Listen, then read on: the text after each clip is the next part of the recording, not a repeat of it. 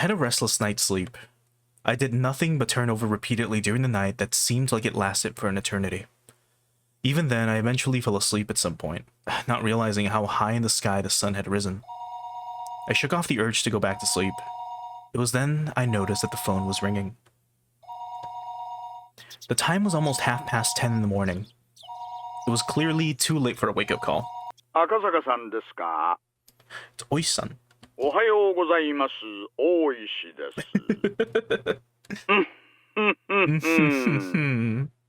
Like every time, I'm like, oh, we're gonna talk to Oishi today.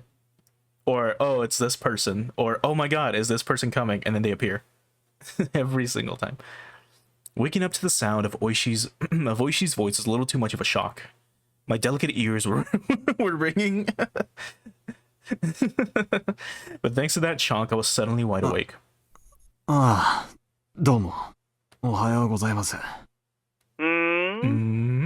ょっとして今お目覚めですか？出張中とはいえ勤務時間には起きないといけませんよ。まったくです。以後気をつけます。あなたの眠気をもう一つ覚ましてあげられるかもしれない話があります。ひなみ沢駐在所から届いた遺失物に興味深いものが混じっていたんです。遺失物？詳しい話はこちらにいらっしゃってからにしましょう。お昼前に来れますか？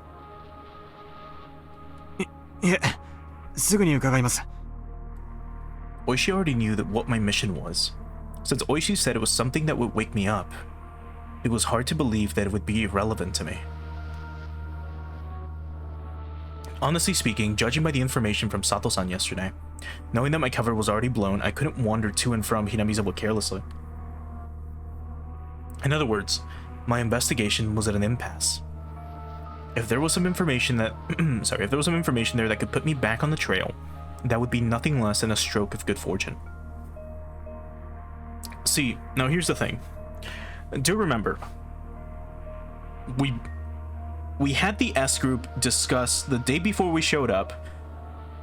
Someone is going to come from Tokyo. There is no way the feds are not going to try to investigate us. A fed is coming. If someone looks out of place, they're a fed. We then just called. We're like, hey, we want to book, like, you know, a tour of Hinamizawa. The dude on the other end was like, well, we don't have any spots open. And we're like, oh, please, can I still stop by? And then he's like, okay. Take this bus, get off here, we'll pick you up. And then they gave us a tour of Hinamizawa. Everything was like normal. And then when we meet with the information broker in chapter 3, we get told, hey, by the way, they knew you were fucking coming. You fed. You glowy. They fucking knew. So they were gonna treat you like anybody else. So, with this information in the back of our head, all of a sudden, mysteriously, or coincidentally, there is now some item in the police station, in the lost and found, that might be relevant to us. If you just immerse yourself, you're like, oh man, what could it be? But if you think about it, this is probably just another red herring. But we'll see what happens. After vigorously washing my face, I pulled on my jacket and hailed a taxi, heading towards the Okinomiya police station. I don't think Saksa like showered last night after being in the mountains all day, and then he just puts on a jacket and heads on out in the middle of the day. That's crazy. In the Hinamizawa heat. Oh god, the fucking manga gamer arts though. In the Hinamizawa heat, and it's like July or whatever. Anyway. 天才ジャンシ様の到着だ。遅くなって申し訳ありません。で、一体何が出たんですか? With absolutely no intention of reminiscing about last night's Mahjong game, I pressed him to get to the point. Oishi, anticipating that I would act that way, cut to the chase without any resistance. 先ほども申し上げましたが、今朝ひなみ沢の駐在所から遺失物が届きました。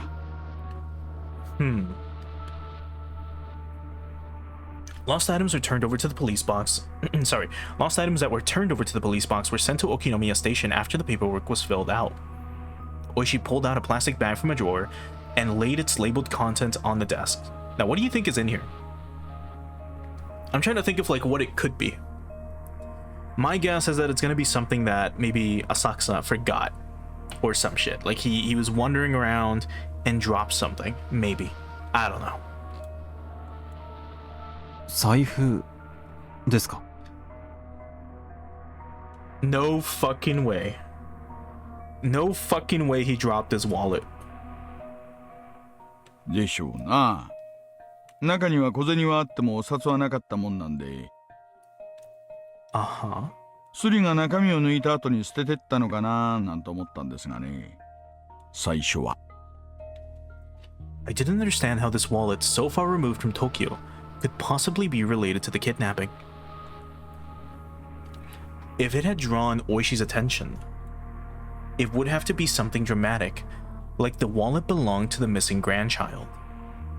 That would be absurd. Like something that convenient would happen. If that was it, then there was probably initials written on the wallet, like the initials of Toshiki Inukai, the minister's grandson, T.I. Thinking like that at this point, I didn't suppose this wallet was something that could get Oishi so excited. Oishi, after putting on a pair of disposable plastic gloves, handed me a pair of the same.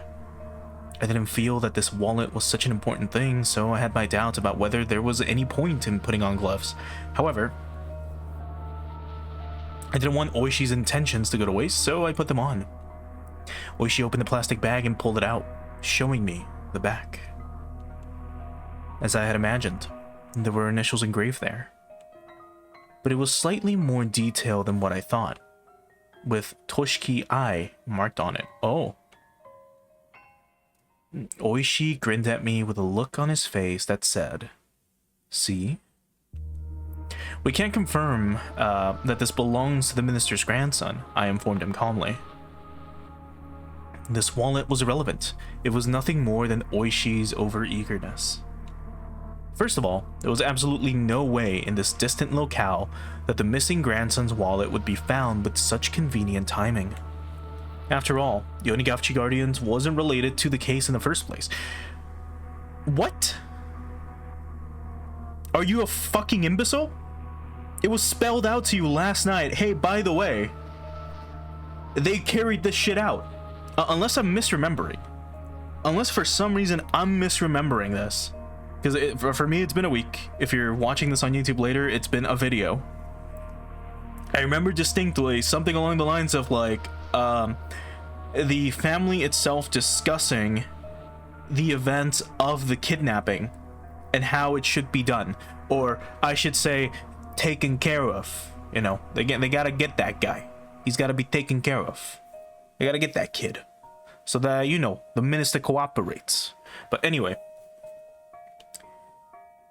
unless that flashback or whatever that we were watching was like a clue for the reader, you know how they do that in anime? They'll show you a scene, and we hear everything that happens in it, and it's just dramatic irony where we know what's going on, but the characters in the game or in the show or in the whatever don't. So it could be that we got a summary of the events, or sorry, that Asakusa got a summary of the events, but we, the player, saw everything.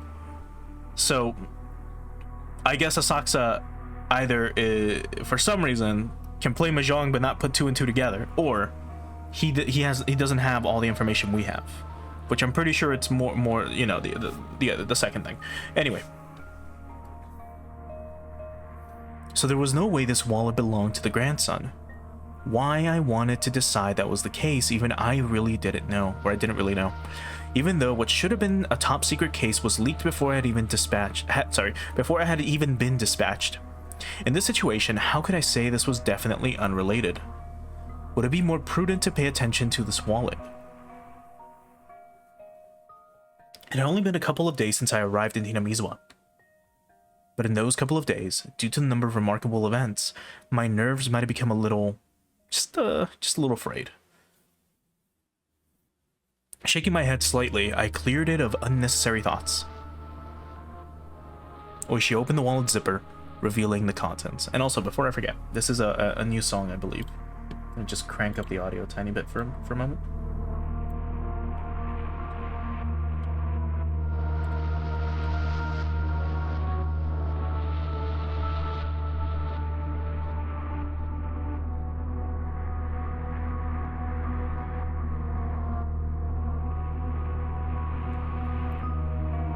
Good stuff. The song is like super eerie.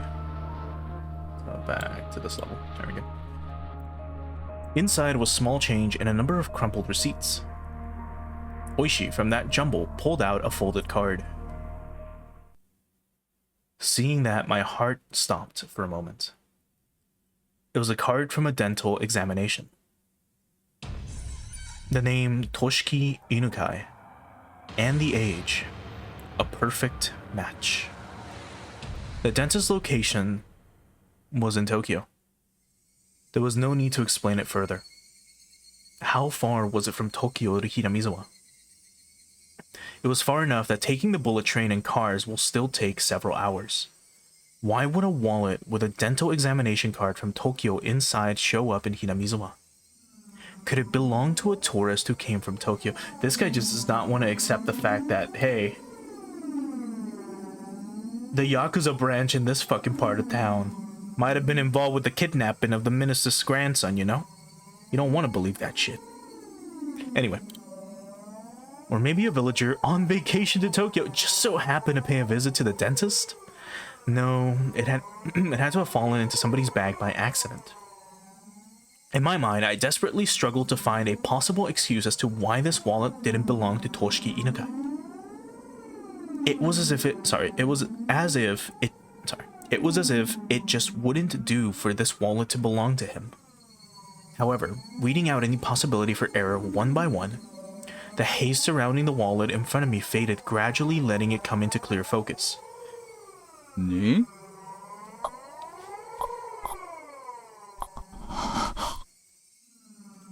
I felt a shiver of electricity run up my spine. My pulse quickened, and a thin film of sweat began to coat my entire body. From Oishi's point of view, I was probably slack-jawed and spaced out, with a slovenly look on my face. 問い合わせましたか? そりゃ赤坂さんの仕事でしょ私はまだそこまでは。Yeah, you fed.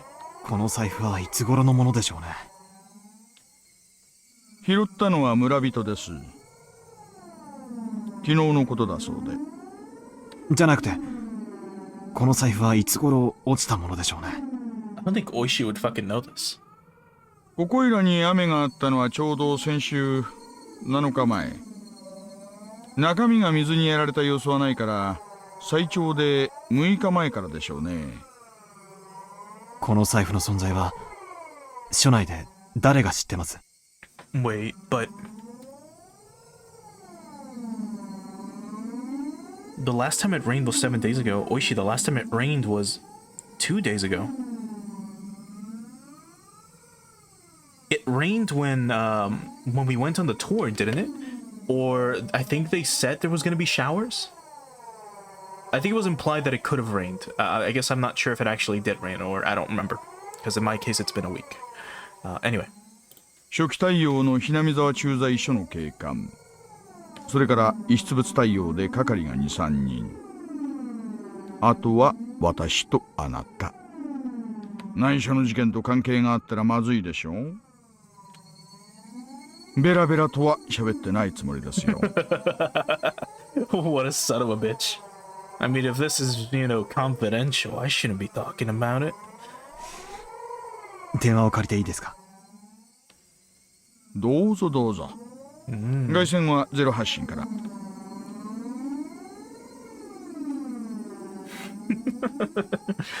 I dialed the phone number inscribed on the examination card. I could hear my pulse pounding inside of my head.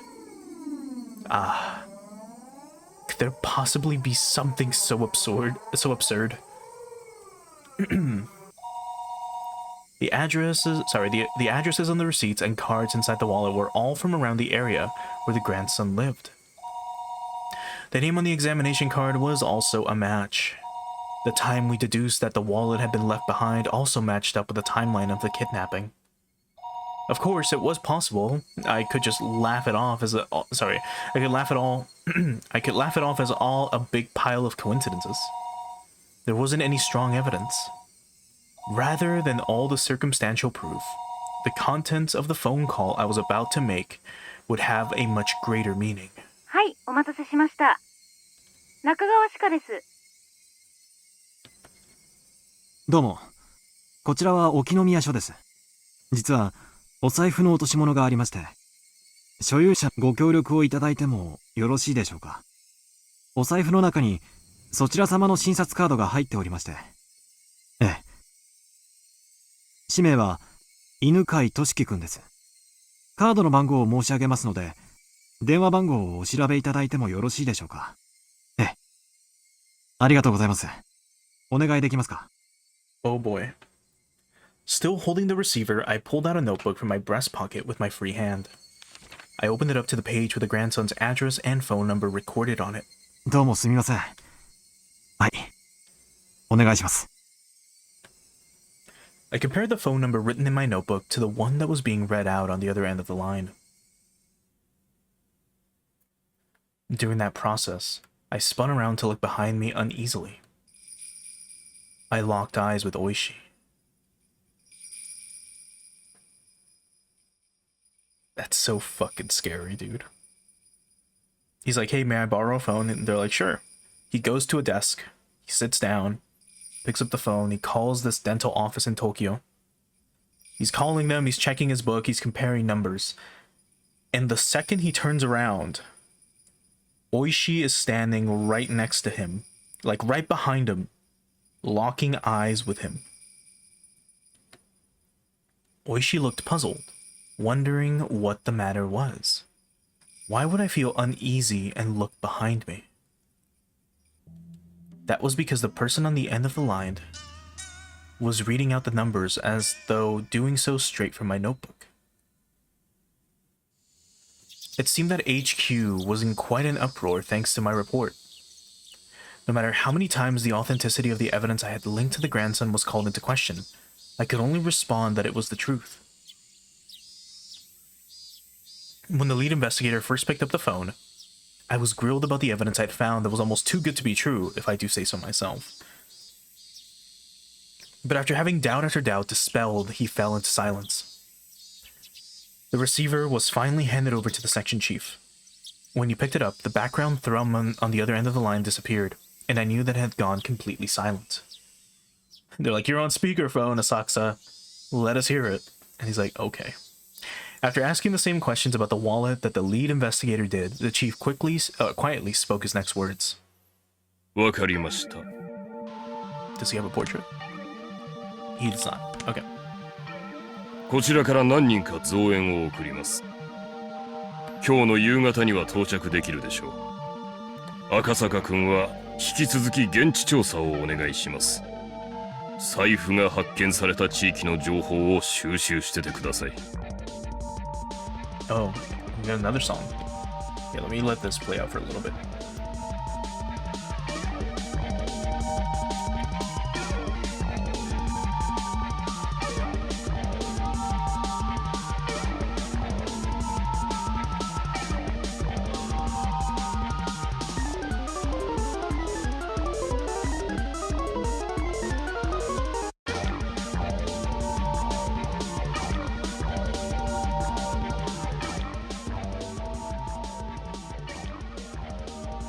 Pretty good. It's like drum and bass a little bit. 加納さんは何人か選んで現地へ直接。 The fact that he was sending Kano, the lead investigator here, meant that the chief had decided that there was a possibility that the Onigashiki guardians were somehow implicit in the kidnapping. However, it felt as though until the lead investigator, whom he trusted, had verified the evidence with his own eyes, he was still going to be skeptical about it. どうでした？本庁から増援が出発するそうです。私は現地調査を命じられました。財布の落ちていた場所はどこなんです？高津戸のあたりだそうです。ここが沖宮。ずーっと行ってここがひなみ沢。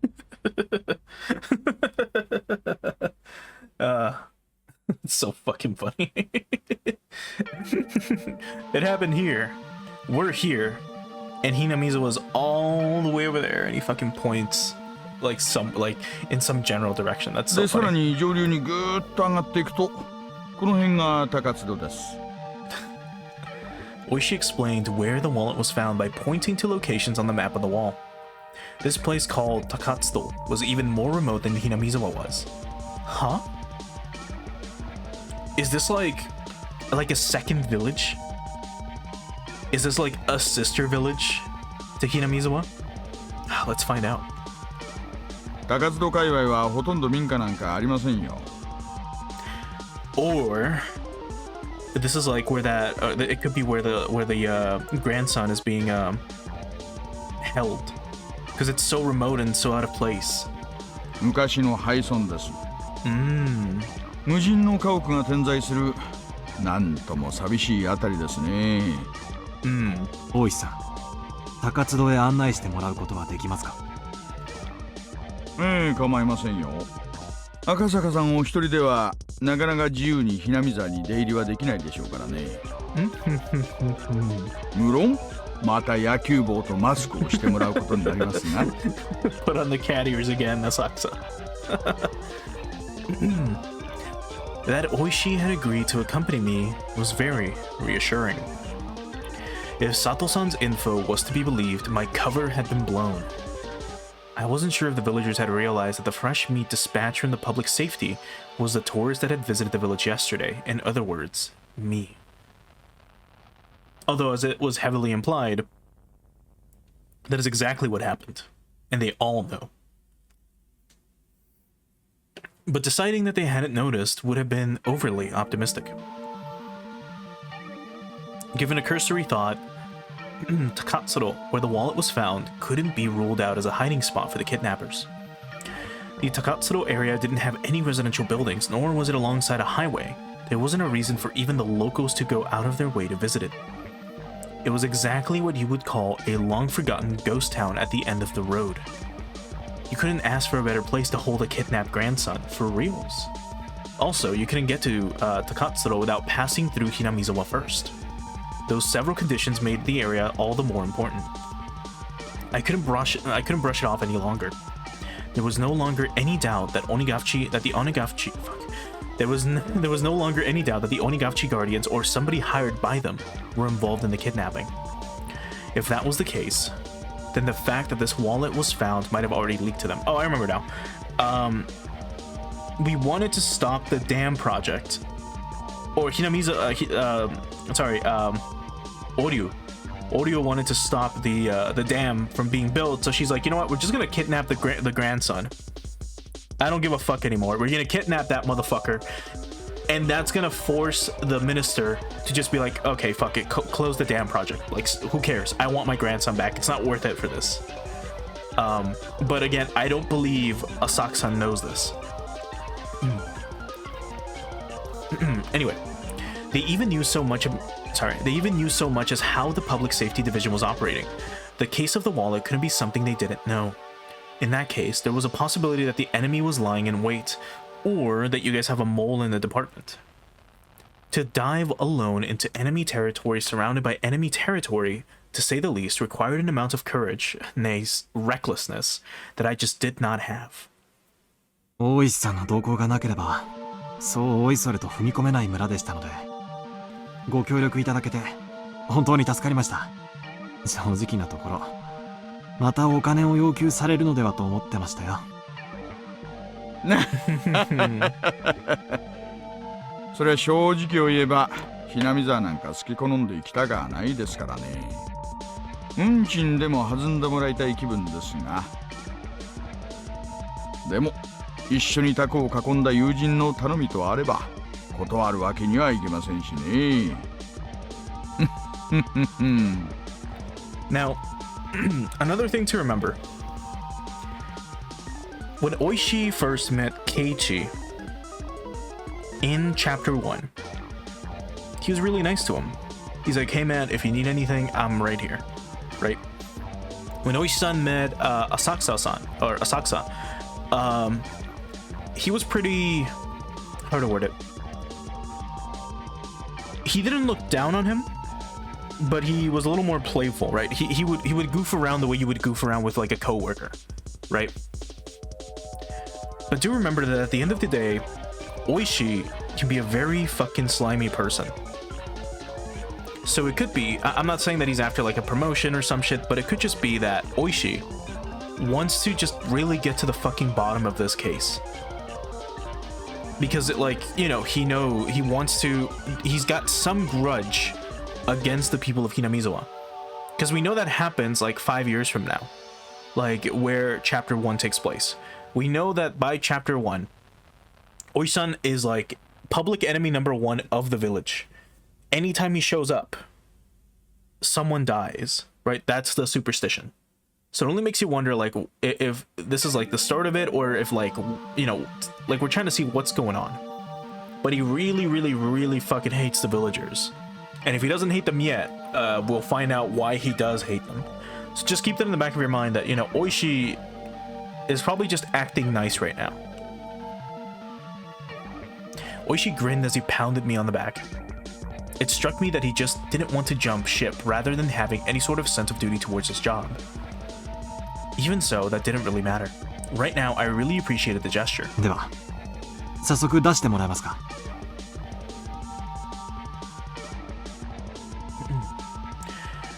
If the enemy knew that the police had obtained the wallet, they would probably have moved the hostage to a different place. Also, Zoran, thanks so much for the follow on the kick side. I appreciate it. And there wasn't a moment to lose. But Oishi, without regard to the fact that we were about to head out, began to remove his jacket. 何をしてるんですか? まあ用心ですよ。 He's gonna put on the anti-stabbing vest. 家中の栗を拾うなら相応の用意が必要と思いましてね。あなたも来ますね。 What Oishi pulled from the drawer below the desk was a stab-proof vest. Yeah. Oh boy.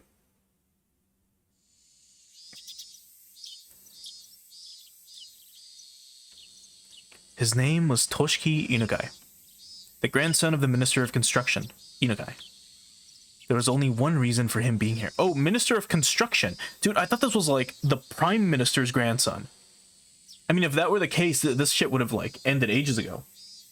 Okay, well, I don't think they ever mentioned Minister of Construction. I think this is the first time we hear Minister of Construction. If you didn't include gym or art class, his grades were above average. Okay, that was a result of having private tutoring sessions twice a week. If you omitted the fact that he still couldn't do pull-ups, there wasn't much else that would make him hate school. Of course, he understood full well that his grandfather was a cabinet minister. But he also knew that not too many people were that interested in their relationship. He didn't like to go out of his way to bring up his grandfather or to call him the Minister of Construction. And finally, he at least tried to know a little more about what kind of work the Minister of Construction did than your average Joe. What that entailed was that when you tried your best to make life better for the masses, sometimes you made a few enemies. He knew all too well from the time he'd spent as class representative. His grandfather had many enemies. He knew that he might personally catch some of the fallout, so he had to be twice as cautious. He was taught that by his parents. That's why, the moment he was kidnapped, he instantly knew that this was one of those occasions. He understood that he wasn't being treated as Toshiki Inukai, the person, but rather as Toshiki Inukai, the grandson of the Minister of Construction. That he wasn't personally at fault, but that this was the result of some unavoidable trouble with his grandfather's work. It made little difference, but when he realized it wasn't because of anything he did, he was able to relax, if only a little. Of course, at first he was struck with a terror befitting his age, wondering what was going to happen to him. But after a while of being tied up and only able to stay laying down, he began to ponder a great many things. First, he thought about the reason he was being abducted like this. He understood the answer to that easily. He was taken hostage to coerce his grandfather, the minister. There was no doubt about that. He didn't know exactly what the Minister of Construction did, but it was easy to imagine that there was much to be gained from threatening him. He respected his grandfather more than most. He earnestly believed his own grandfather was within the top 20 of the most important people in Japan. Really? That was exactly why he wouldn't forgive anybody who tried to threaten his beloved grandfather. More importantly, he wouldn't forgive anybody who would use him as a tool to threaten his grandfather. His grandfather was really busy and rarely had time to meet with relatives. That's why, with what little time he did manage to scrape together, He just dropped by unannounced. And as an apology for not being able to meet during the New Year's or summer vacation, he doted on his grandson very, very much. The number of times that Toshiki was looked upon with disregard just because his grandfather was a politician and a minister certainly weren't few. But he never thought, even once, that he wanted his grandfather to quit being a politician. This is a very interesting perspective to bring up. Because remember, like, Toshiki is just a kid. I think he's like a first or a third grader, one of those two, right? He's a kid in elementary school, right? And it kind of just puts into perspective, like, how differently you will be treated just because you are related to somebody that's important. And I'm sure if you kind of think about it for a little bit, there's probably many examples out there that you might have experienced yourself, either by looking at celebrities or certain politicians that are quite prominent, at least in the geopolitical sphere right now. I'm sure if you look at their offspring, you might notice how they either might be treated properly, by that I mean, fairly, honestly, like a normal person, or how they might be mistreated because of who they're related to. Whether they're the son or the cousin or the daughter, grandchild of whomever. It really goes to show that, again, like, people will, like, they will just discriminate against you because you're related to someone that might have some sort of influence, which is really fucked up to think about. Because remember, this guy's he's just a kid. But anyway. Because it was his beloved grandfather, he wanted him to continue his career as long as possible from the bottom of his heart. However, Toshiki was now being held hostage, and his grandfather was being threatened. His grandfather, who called him the apple of his eye, was surely suffering. He might do anything to save his grandson, maybe even putting aside his ideology if it was required to save his grandson. He might cave into the culprit's demands if it meant saving his grandson. When Toshiki thought about that, an inexplicable anger welled up within him. In his current situation, he was unable to forgive the cowards who would make his beloved grandfather suffer by using such dastardly means. That feeling swelled up inside him, displacing the fear. What he thought of first was something any boy would imagine. Get out of these bonds, beat up the bad guys, and then hand them over to the police. Images of all the brave heroes from all the manga he had read passed through the back of his mind. In his imaginary scenario, he slipped his bonds easily, floating like a butterfly to evade his captors, then stinging like a bee to bring them all down. In the end, it was nothing more than his silly little fantasy. But with his vision obstructed and unable to see anything, it was something that he could get into more than any anime at the moment. In actuality, he was enjoying these little scenarios in his head for the long periods of time he was tied up. His captors hadn't really done anything to him that they would feel sorry for. However, eventually, he began to grow tired of his fantasies, and more realistic scenarios began to run through his head. It was then he realized that none of them were a solution. Yes, he wanted to do something for his grandfather who was being threatened,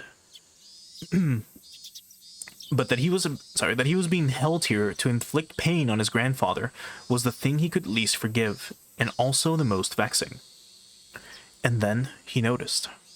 There was a much simpler way he could save his grandfather without having to beat up his despicable captors. That was to remove himself as a hostage from the hands of these villains.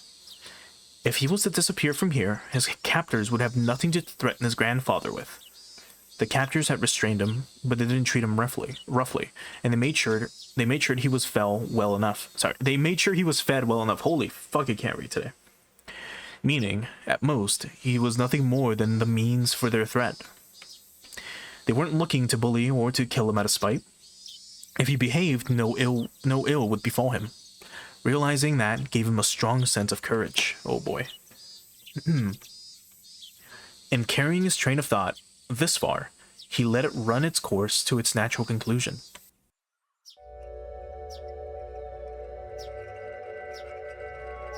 Right now, at this moment, Toshiki Inukai had decided to escape.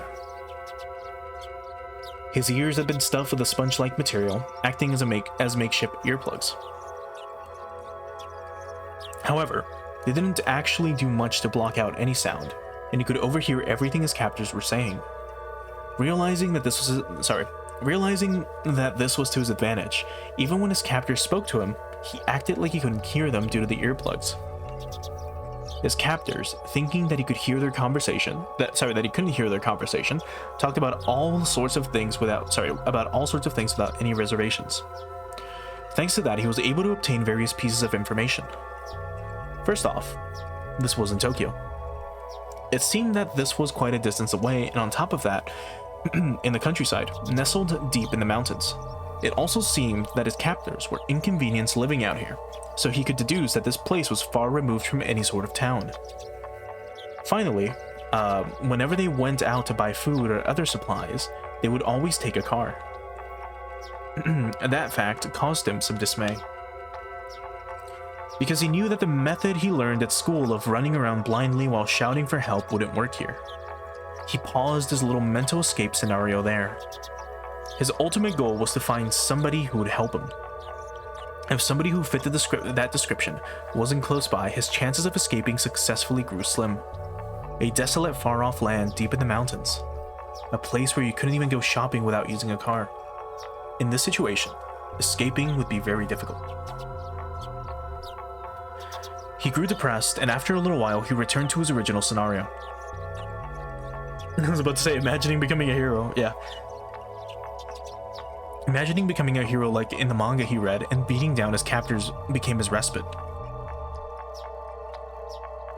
However, as he played those delusions out in his head, his heart, hating to surrender, continued to search for a way to escape. And then he thought of a way. If the goal was far away, then all he had to do was get closer.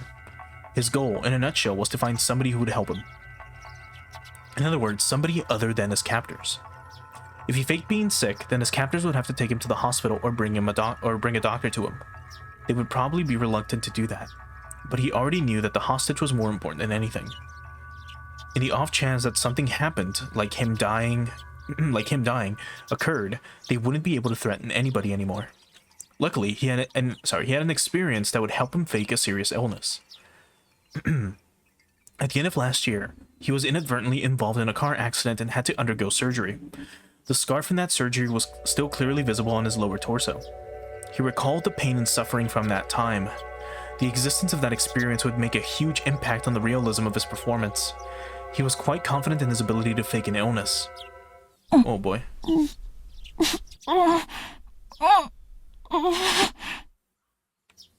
His captors at first took that as a sign he needed to use the washroom. Untying only his arms, they tried to bring him there while he was still blindfolded. But he didn't try to get up. His hands, now free, only clutched at his abdomen as he writhed in agony. He still had his earplugs in, so he pretended he didn't hear his captors asking the question. He was about to nod, so he hurriedly had to stop himself. 小僧が腹を押さえてるよ。腹痛かな。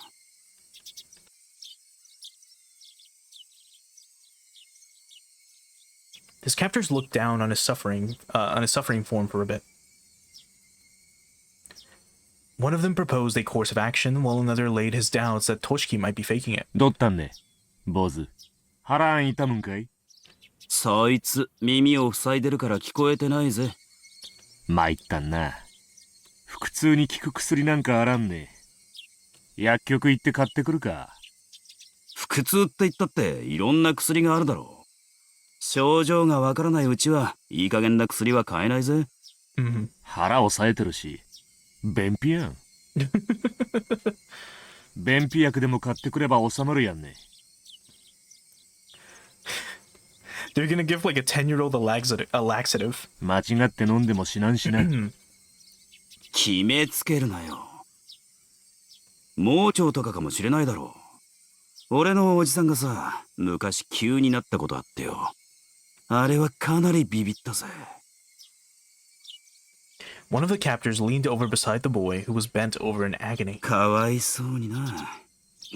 全身汗だらけじゃないかよ。腹か？痛むのか？おいおい、痛むんならあんまり抑え込んじゃかえって悪いぞ。Realizing that his captors were concerned about his stomach, he inadvertently let his shirt right up, letting the scar from a surgery come into plain view. His vision was still obscured with packing tape, so he couldn't see their reaction to his scar. But his captors were taken aback, and judging from their momentary silence, he had obtained the reaction he was looking for. おい、やばいぜ。この手術跡はそんなに昔のものじゃないぜ。その小僧、熱出てるんかいね。体温計あるん？あるわけねえよ。でもすごい汗だぜ。おでこは結構熱いと思う。This is crazy. This is really good writing. 緊張状態が続くとさ、昔の傷なんかに応えたりするって聞いたことあるぜ。じゃあどうすんよ。薬じゃ治らんちゅんてんか？何の手術跡か知らねえけど、とにかくまずいだろ。下手すると命に関わるぜ。まずいんて。これは本当にまずいんて。医者に見せた方がいい。このままじゃ突然ぽっくりいっちまう可能性だってあるだろう。Toshiki Inukai, with those few words, knew that the situation was progressing exactly as he had envisioned it, and snickering to himself on the inside, pressed his act even further. He didn't even need to see to know that his captors were panicked and were running around like chickens with their heads cut off at this troublesome turn of events. 診療所連れて行くか。そりゃまずん。先生を連れてくる方がいいね。入江の先生か？入江？いいのか？大丈夫か？人質に何かあったらまずんね。しゃあない。緊急事態やん。One of the captors hurriedly left in the car.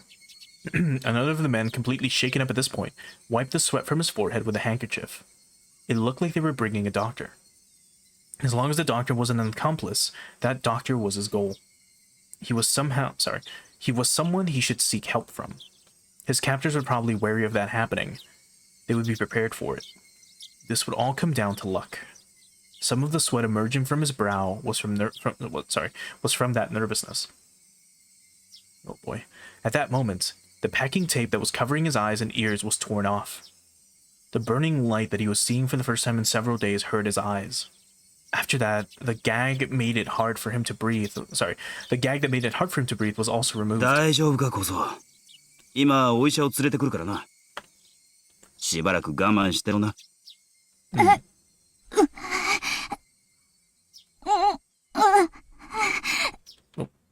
I meant to change the console to see if we get like a portrait. We did not. The doctor was coming. Now, how was he going to ask for help, and how was he going to get away from his captors? A plethora of thoughts began swirling through his mind. 分かってると思うが、お医者に余計なことは言うなよ。俺たちも別にお前に乱暴がしたいわけじゃないんだ。そりゃ分かってるよな。Toshiki Inukai nodded while feigning pain and obedience. His expectations and the enemy's expectations. Whether they doubted he was faking his illness or not, they knew what his goal was and would try to stop it. His stomach contracted from the stress of this gambit, making it seem like his stomach really was starting to hurt. No, it really was. But there was no reason to panic. If he failed with his approach to the doctor, there was nothing to lose. If there was something to lose, it was this method of faking illness to get in touch with the doctor. If he could think of other methods from here on out, it wasn't much. But at the present, this was the easiest and most dramatic way he could think of. The more he thought about it, the more it looked like this was his first and last gambit. Eventually, he heard the sound of a car approaching once again. The sound of the car doors being hurriedly opened and shut. The sounds of several footsteps approaching. A young man in a white medical coat. As he acknowledged the boy, a suspicious look showed itself on his face. 彼は？ Oh boy. 村の子じゃありませんね。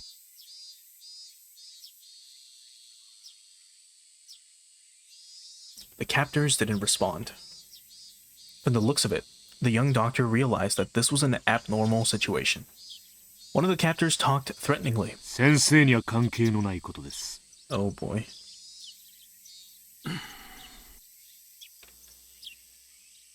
For a while, the doctor and the captors silently glared at one another. However, unable to stand the sight of the boy continuing to suffer, the doctor, as the captors had hoped, didn't press any further. その古い手術跡というのが気になります。何の手術でしたか？そりゃわからないです。本当は診療所に連れ帰るべきなんですがね。先生、そりゃさすがにちょっと。Oh boy.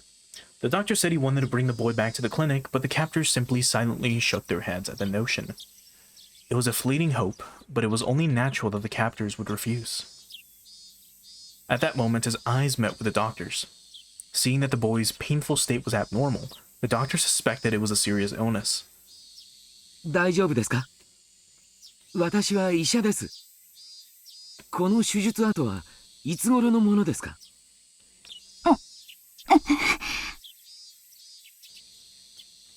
去年の冬に事故で。事故？そうですか。参ったな。He couldn't let the doctor figure out that he was faking it here. He had to somehow figure out some way to keep this going and tell the doctor that he was being confined and needed help. 患部を少し触りますよ。Oh. 痛むところがあったら言ってくださいね。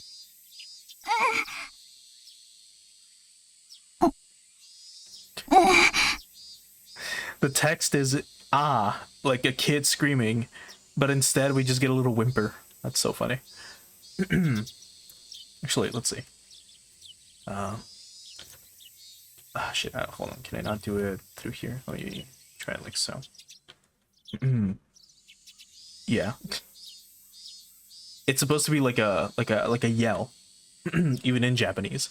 Anyway, seeing that it was extremely painful, the doctor crossed his arms and began to ponder.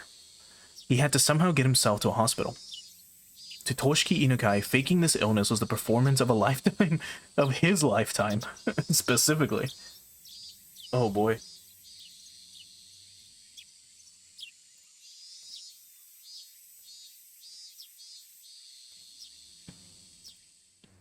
Eh, 皆さんもご苦労さんなことです。Oh boy. お暑いでしょうが、せいぜい頑張ってくださいよ。不法投棄のダンプが現れたらすぐにご連絡ください。No 急 fucking 行い way. たしますのでね。No fucking way. Toshiki is faking his illness, right, to try to get out.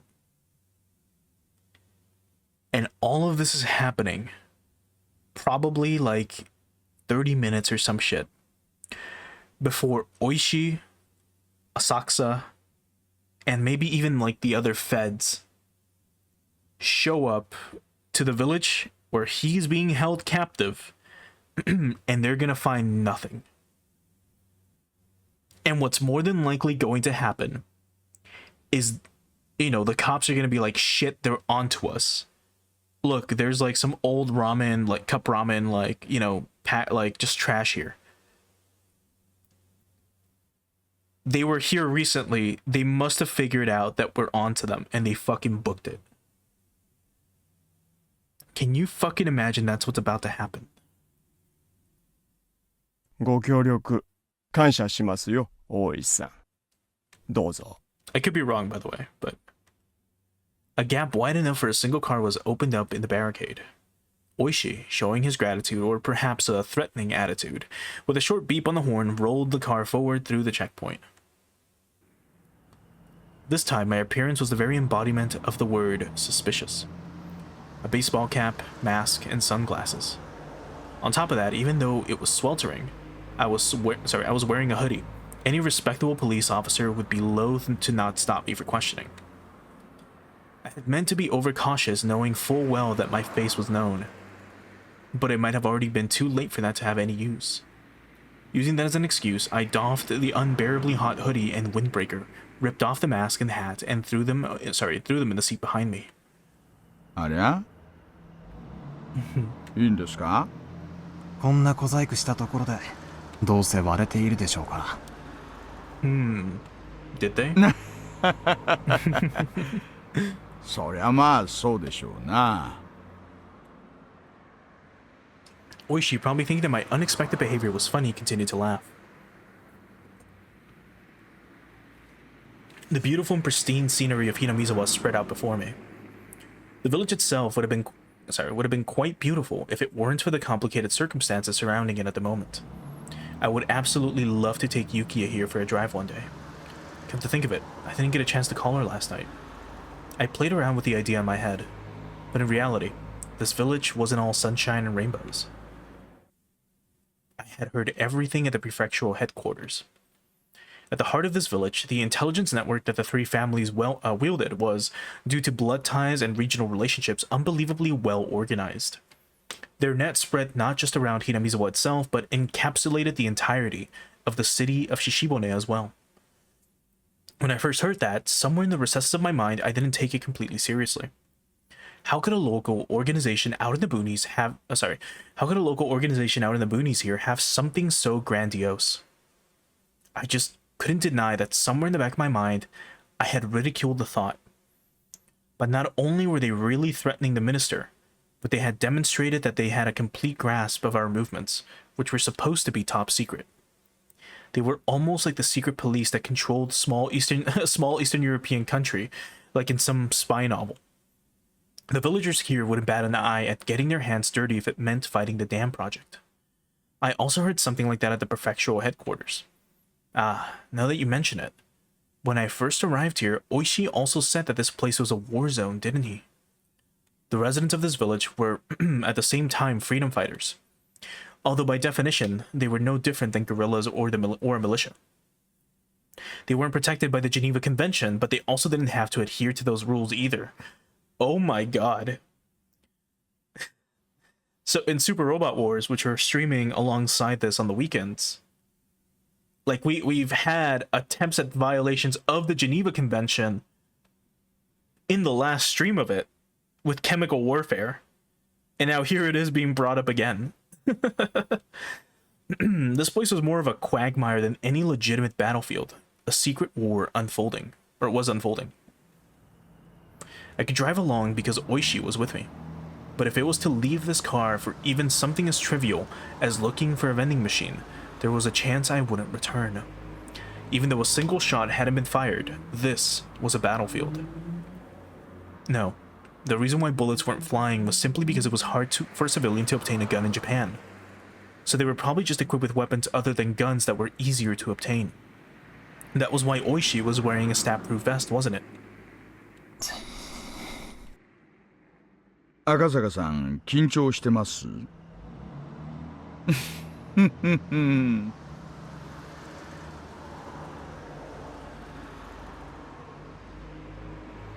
The fact that I was apprehensive was, of course, picked up on by Oishi. If you already figured it out, there was no point in trying to deny or hide it. もちろんです。敵の本拠地にたった2人で乗り込んでいるんですよ。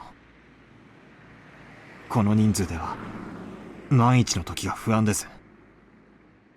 He's gonna be like, what do we need backup for? I got you, you got me, that's all the backup we need. 万一の時な大丈夫ですよ。この村の人間すべてが敵ではありませんでしたか。全員が口裏を合わせればこの村で白昼堂々殺人が起こっても証拠一つ残らない、そういうところだと聞いていますよ。This wasn't what the ironclad rule of not bargaining into a Yakuza office alone was about. Or, this was what the ironclad rule of not barging into a Yakuza office alone was about. Why did I say bargaining? If there wasn't a neutral party involved, that area wasn't bound by the laws of common sense. If something happened, you wouldn't be able to prove it, and there wasn't anybody who would take your side. It was pretty much the definition of poking the bear. ひなみ沢地区へ向かうと同僚に言い残してますしね。万一の時は無線機もありますし。赤坂さんが怖がってるほどね、そう簡単には完全犯罪はできませんよ。まあ、もちろん油断をしないに越したことはありませんがね。And of course, from the last chapter, we know exactly what would cause a perfect crime. A perfect crime is a crime that, well, was never discovered to begin with. 赤坂さん、緊張しすぎですよ。前にご一緒してた時の方がリラックスしてらしたじゃないですか。な What a cunt. Laughing it off, Oishi thumped his chest and grinned, as if to say I could depend on him. まあ、本当の本当にヤバくなったら桜の大門にはこいつがありますからね。Oishi made a motion by sticking out his index finger. It was undoubtedly the image of a gun. 役に立ちますか？撃った後の後始末云々が怖くなければ実に心強いですよ。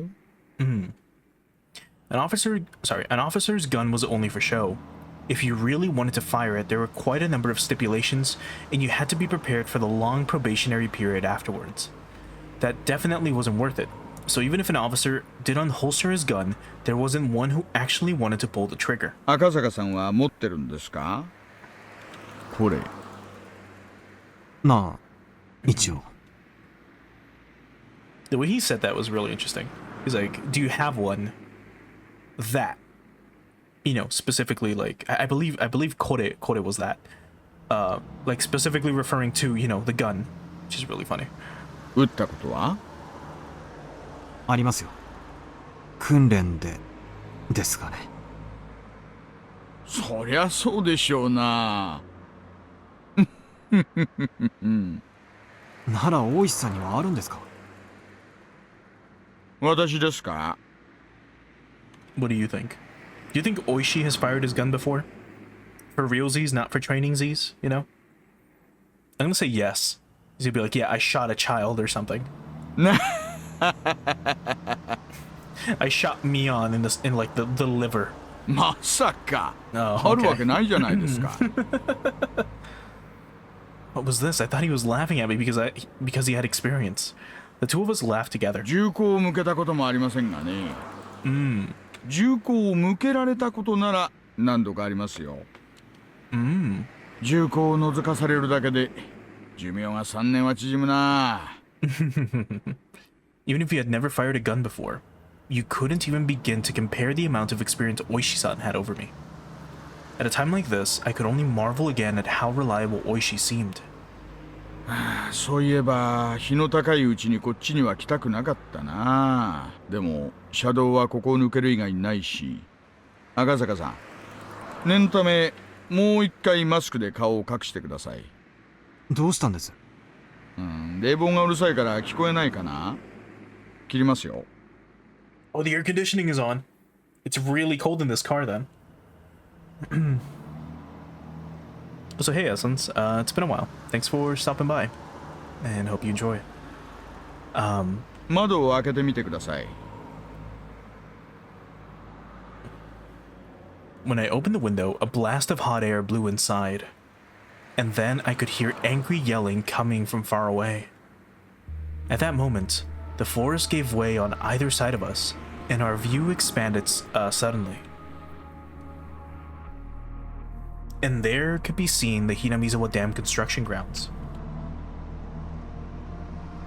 The very front line of for Hinamizawa Village.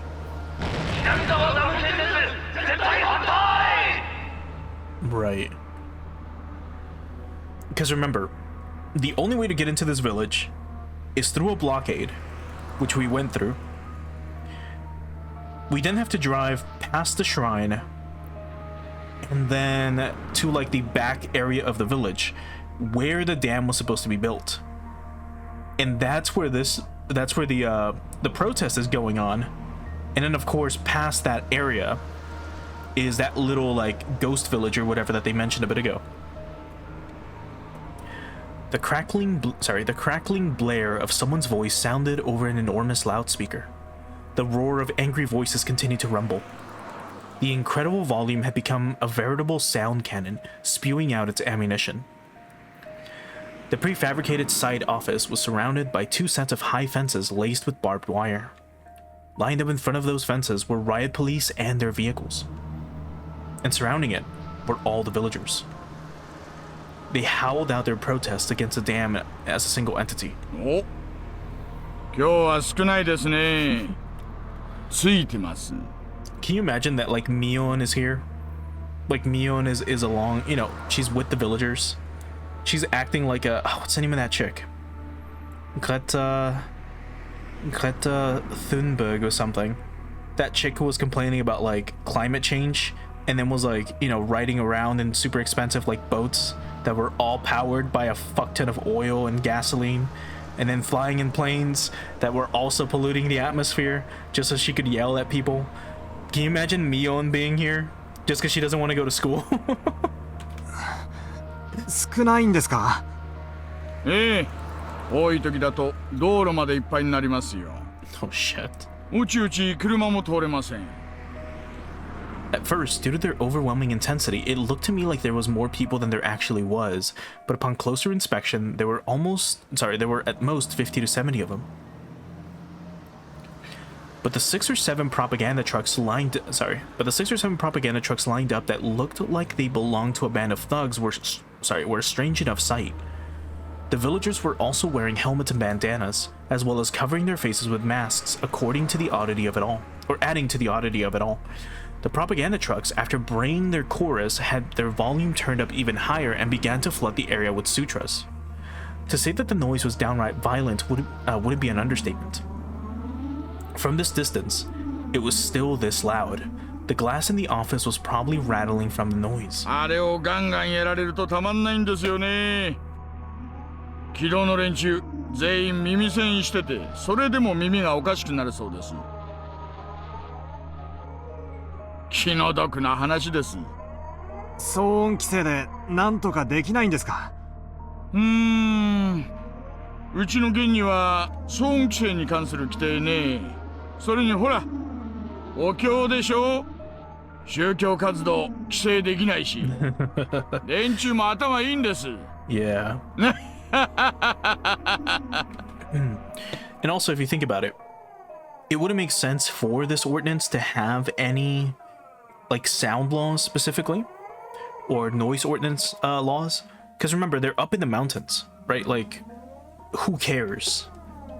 Ironically enough, but that's kind of how things work. Where if you're out in the boonies, right? Even if you, like, you know, think of, like, wherever you live right now. If there is, like, you know, a rural area like an hour away from you, where there's nothing but land and maybe a house or two every now and again, why would there be noise ordinance laws for those regions, right? Like, you could throw a party, be as loud as you want, and more than likely no one would hear it. Literally no one would give a fuck. So who's to stop you from doing that? You could even throw a concert more than likely and still probably be fine. So why would that happen in the mountains of all things? It wouldn't. And I've mentioned this on other streams, but in Japan, at least, I think it still applies to modern day. I know in the 80s and the 90s this was a thing, where on mountain roads, well, mountain roads were unregulated, right? In the sense that illegal street racing could happen in the middle of the night. That's where toge racing happens, right? And that's how we got Initial D. But if you ever go to one of those meets, they're super loud, and you can hear the screeching all up and down the mountain. The thing is, nobody in the city can hear it. So nobody gave a fuck. As in, the police did not regulate that stuff. So I'm pretty sure something similar applies to this, where, you know, if mountain roads aren't being regulated, because no one cares, because the mountain roads are closed at night anyways, then there's nothing stopping people from doing something like this, which is protesting. But anyway, is what I think Oishi said. Actually, no matter how tightly the window was shut, the booming sound of the sutra still filled the car. I couldn't even hear what Oishi, who was sitting next to me, was saying. As the car approached the line of the propaganda trucks, the blare became difficult to bear. It wasn't loud enough to just plug my ears with my fingers. I had to hold my head to keep my skull from splitting apart. If I had seen this terrifying energy sooner, I would have probably understood what Hinamizawa village was much quicker. Now I knew. They wouldn't blink an eye at sacrificing themselves in order to protect their home, their hometown. Ah, so goddamn noisy. My head throbbed and it felt like it was going to split apart. My eardrums crackled, and on top of that, it felt like I was going to throw up.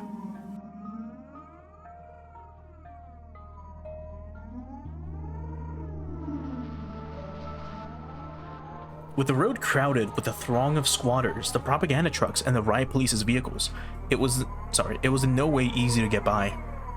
Even if you tried to shoo the squatters with the car horn, they were also wearing earplugs, oblivious to noises from the outside world, and wouldn't easily move. The car could only inch forward at a snail's pace. Even then, the car eventually got through, starting to leave the tumultuous noise behind. ほら、昨日一緒に麻雀やったメンツにお年寄りさんいたでしょ。覚えてます？ I remember that there was an older person who didn't exactly mince words. The guy that Oishi called Old Man. いらっしゃいましたね。彼ね、第一航空の現場監督さんなんですよ。Right, I remember this. あそこのプレハブの中でイライラしながら仕事をなさってるんでしょうね。お気の毒なことです。あれが毎日ではたまったものではないでしょう。耐えかねて辞めちゃう人が後を絶ちません。まあ、その度にお給金がアップしてるんで何とも言えませんが。True. Even having to deal with all that noise and hostility, they still made a wage that Oishi found enviable. True. ちくしょう、こいつら。聞こえてるのか聞こえてないのか。A group of squatters were in the way of the car. Oishi, sufficiently annoyed, laid into the horn, but there was no indication that they were moving anytime soon. In this din, could they not even hear a car horn? Or did they hear it and were being malicious? If there were any riot police nearby, they would have made people move, but it just so happened that there weren't any around here. もう、ちょいと待っててください。Oishi opened up the door. The hot air and even more heated roar of the crowd spilled into the car. Oishi said something as he grinned widely, but I couldn't hear what it was. He was getting them to move. Something like that? Oishi stepped out of the car and closed the door. The din faded slightly. I stared blankly as Oishi headed towards the group and started some sort of conversation. Maybe we'd find the minister's grandson at Takatsudo. At the very least, I wanted to find him there. Find him and slip the cursed bonds of this incomprehensible village. I could only pray. At that moment, a shadow was suddenly cast over me. Somebody was standing right outside the passenger side window, blocking the sunlight. I spun around, looked up, and realized who the backlit figure was.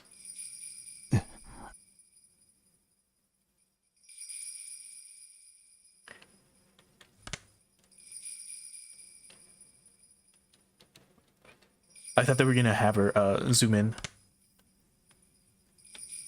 It was a girl. It was Rika Furude. And the girl stared down at me with a bored look in her eyes. I didn't have any justification for it, but I felt like I had been found by somebody I shouldn't be found by. To fill the silence, I raised my hands as I mouthed a meek greeting. Of course, there was no way she heard my small voice in this clamor. But even then, she should have seen me wave my hand in greeting. In spite of that, she simply stared down at me with a cold look on her face.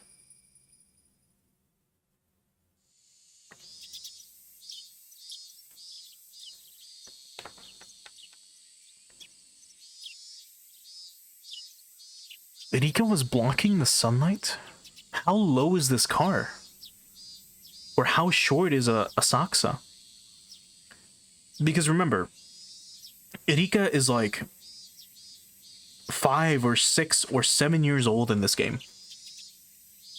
Right? She's under 10 for sure. She's also very short. And I don't know if you've ever seen a child stand next to a car, right? Like even a you know, like just a regular sedan or something, just something with 4 doors. Sometimes they barely, like if they're like, you know, 5 or 6 or 7, they barely like reach the a little bit above like the car handle. And like I drive a Celica, right? I drive a 1990 Toyota Celica. Like it's a hatchback. And it's pretty low to the ground, even on a standard suspension. Like it's not lowered at all. Just with the regular stock height, it is pretty low to the ground. like I've mentioned before, like the roof of my car reaches like my ribs, right? A child might be able to see over the mirror, or sorry, the window, and maybe be at like eye level with me. So I'm just wondering like what car this is and how low to the ground it is for someone as small as Rika to cast a shadow and block block the sight, or just block the sunlight in general coming into the car. Anyway, at that moment, the noise and heat spread throughout the car once again. Oishi had returned to the driver's seat. Taking a look, the group that were blocking the road had started to move aside while glaring our way. お待たせしました。行きましょうか。Oishi registered the figure of the girl behind me. One of the villagers came over and picked her up, in a manner of, "It's dangerous, so get away." It was then that she whispered one or two words, however, I couldn't hear any of it. さて、行きましょうかね。 How much you want to bet she whispered, "Go back to Tokyo," or "Return to Tokyo"? 飛ばしますよ。もちろん、法定速度遵守で。Of course, within the speed limit. As if to shake off the still audible angry voices, Oishi floored the gas. Along with the roar and the din of the din and the shouting, the villagers and the girl quickly disappeared behind us. この先を抜けると高津戸地区です。銃撃戦の覚悟は大丈夫ですか？安全装置外すの土壇場でとちらないでくださいよ。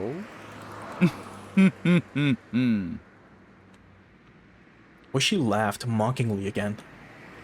I was more concerned with what the girl had said, however, as I was vaguely bothered by it. What was she trying to say with that apathetic and candid expression? 今から緊張したって仕方ないですよ。むしろ収穫がなくて勇み足って可能性だって十分にあるんですから。But there was no longer a way to confirm what the girl had tried to tell me. It might have been that the girl who warned me to go to Tokyo again, or else was saying to me who was here now, ignoring that warning. 警告したのに、バカなやつ。 Yeah. I had the feeling she said something like that.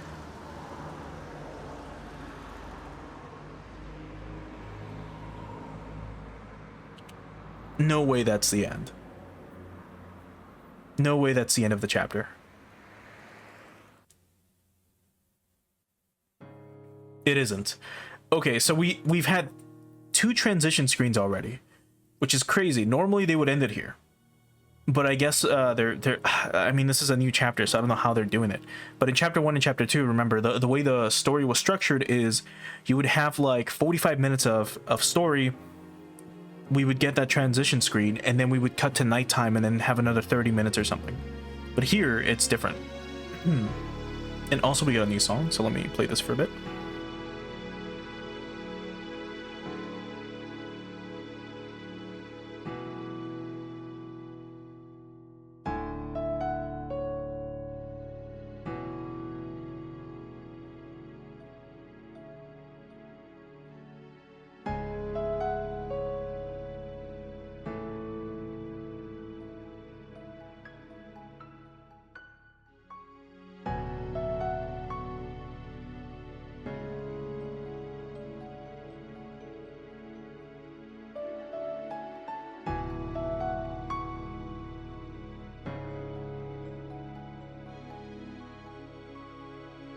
Okay, let me lower the volume again. But this song is really good. This piano is really nice. I wonder what the song is called.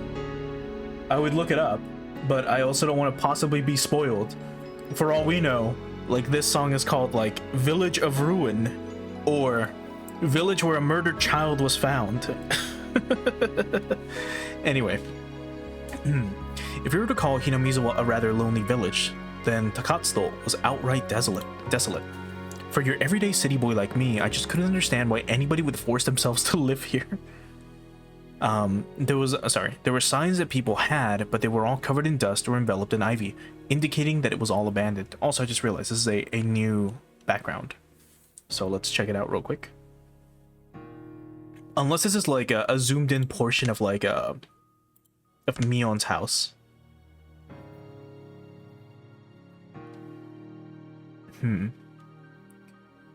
The way they drew the trees here was a little lazy, if you look at it carefully. Sorry, that's the artist in me talking. As some spots like are just like, if you look in the center, like there's some like leaves that are a little too dark, and it doesn't make sense. They should be more a much lighter color. But anyway, that's me nitpicking. Doesn't matter. Back to this. こんなところにも人は住んでいたんですね。まあ昔の話でしょうな。こんな偏僻なとこじゃ年寄りには辛いですし、若者だってもう少しまともな土地に住みたいでしょうしね。後を継ぐ者がいなきゃ最後にはこうなるってことでしょうな。Even if I had no personal attachment to the village, seeing the disused buildings made me feel a little sentimental. It seemed that Oishi also felt the same way. こんなところで財布が発見されたんですか。財布の取得者もよくこんなに偏僻なところに通りかかったものですね。ああ、村人には山の中に畑を持ってる連中がいましてね。そういう連中は朝晩ここを通りますから。畑仕事の村人たちは早朝や夕方にここを徒歩で通ると。まさか。行けるところまでは車で行くでしょうな。早朝や夕方にこんなところを走行して落ちているたった一つの財布を発見できます。できたんでしょうな。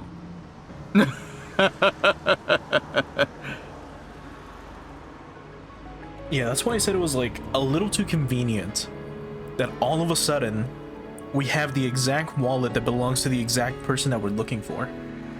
取得者はどこで取得したと言っていますか。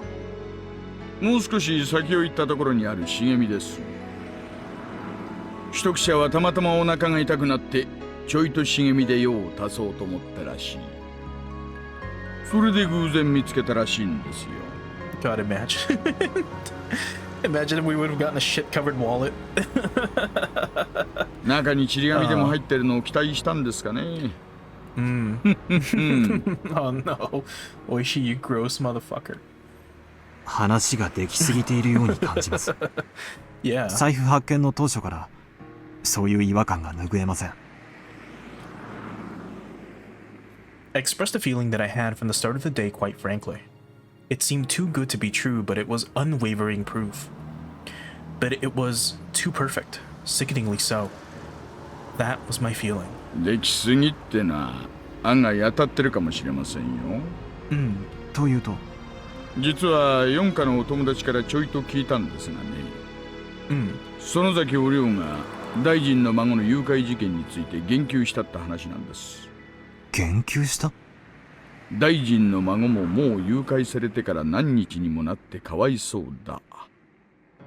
そろそろ解放されるといいなと。そう、お涼のばあさんが縁側でぼそりとつぶやいたってな話らしいんです。で、そのぼそりが園崎家の裏の裏のあちこちに伝えられてるようです。Right.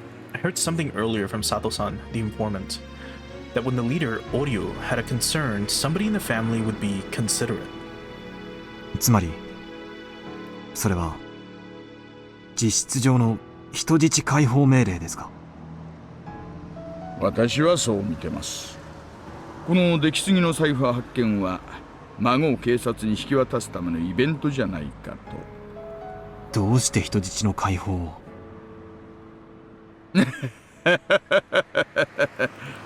そりゃ人質を解放するなんて理由は一つしかないじゃないですか。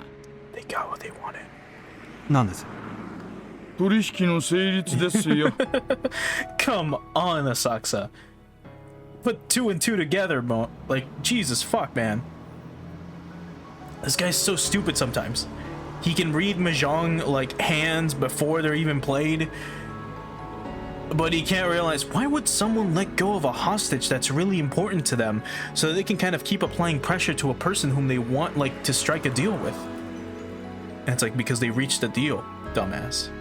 ひなみ沢ダム計画の中止を大臣が約束ってことですかね。ダム計画なんて必ずなくなっちゃいますのです。At that moment, those words that the girl had said resurfaced in the back of my mind. In the end, it was turning out exactly as she proclaimed. The young girl knew the circumstances. She knew everything about this kidnapping incident from the beginning to the end. 赤坂 The girl unexpectedly called my name. なんだい？東京へ帰れ。は？あなたはもう幾ばくもしないうちにそれがあまりにもみすぼらしくて気の毒な姿だから今のうちから警告してあげているのです。どうして私が後悔することになる？いちいちうるさいな。あなたの親はあなたが赤信号の横断歩道の真ん中にいるとき、どうして危ないのかを全部説明し終えるまで、あなたの手を引っ張らないの？引っ張るでしょ。まず歩道まで連れ戻してから、なぜ危険なのかを解くでしょう。つまりはそういうこと。The girl who knew everything from start to finish had warned me in the beginning. Go back to Tokyo. 赤坂の怖がり。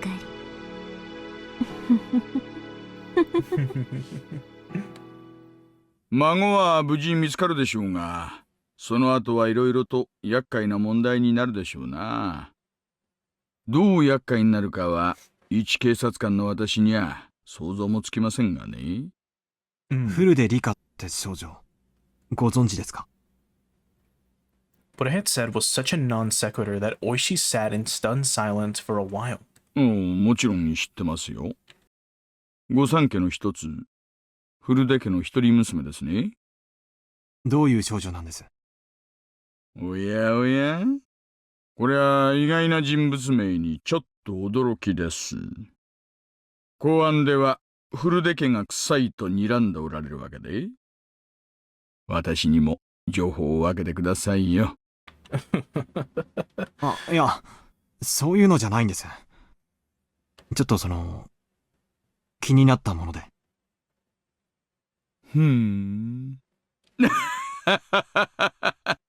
まあいいや。同じ卓を囲んだ友人の質問なら答えないわけにはいきませんからね。友人と呼んでいただけて光栄です。That's so formal. You're such a boy from Tokyo. You're such a city slicker.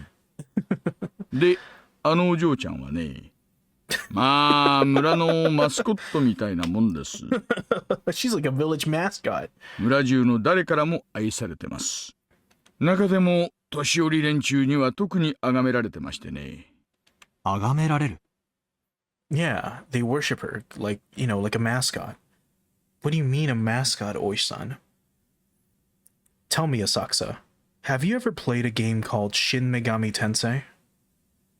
You see, in Shin Megami Tensei, there is a very popular character known as Jack Frost. He was so popular that the parent company, Atlas, decided to use him as the company mascot. See, Jack Frost is a little sprite creature with a blue hat and a spiked collar. He just keeps going on about that. That'd be so fucking funny. Anyway. よくは知らないんですがね。古出家に生まれた女の子ってのには多少神聖な意味合いがあるらしいんですよ。Right, they all become priestesses or something. ひなみ沢の土着信仰ですがね。お社様の生まれ変わりだとかなんとか。Right, it was that. そんな話があるらしいですよ。Right, that they exist to enforce Oyashiro-sama's will, apparently. However, I don't think Asakusa knows who the fuck Oyashiro-sama is. お社様。Every time, dude. I always get it right. そういえば、同盟の登り旗の中に、お社様と書かれたものがあったような気がします。何ですかお社様って。He's the other mascot. ひなみ沢の守り神様の名前です。村にあだなす者に罰を当てるって信じられてましてね。まあ、そんな便利な神様がいたら、ダムの連中はとっくに神罰にやられているんでしょうが。幸い、今日までその罰ってやつは一つも起こってませんがね。Luckily, huh? 村にあだなす大臣の孫が、お社様の怒りに触れ、なんて言いましたっけ。そう、鬼隠し。大臣の孫を鬼隠しにしたと。そういう筋書きになるわけでしょうか。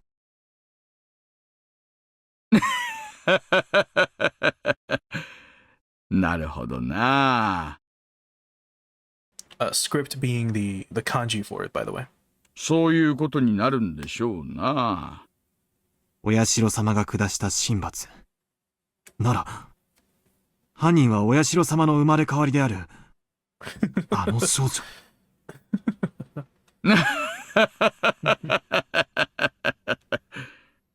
Even I didn't know exactly what I was saying. The fact that Oishi laughed it off was a bit of a relief.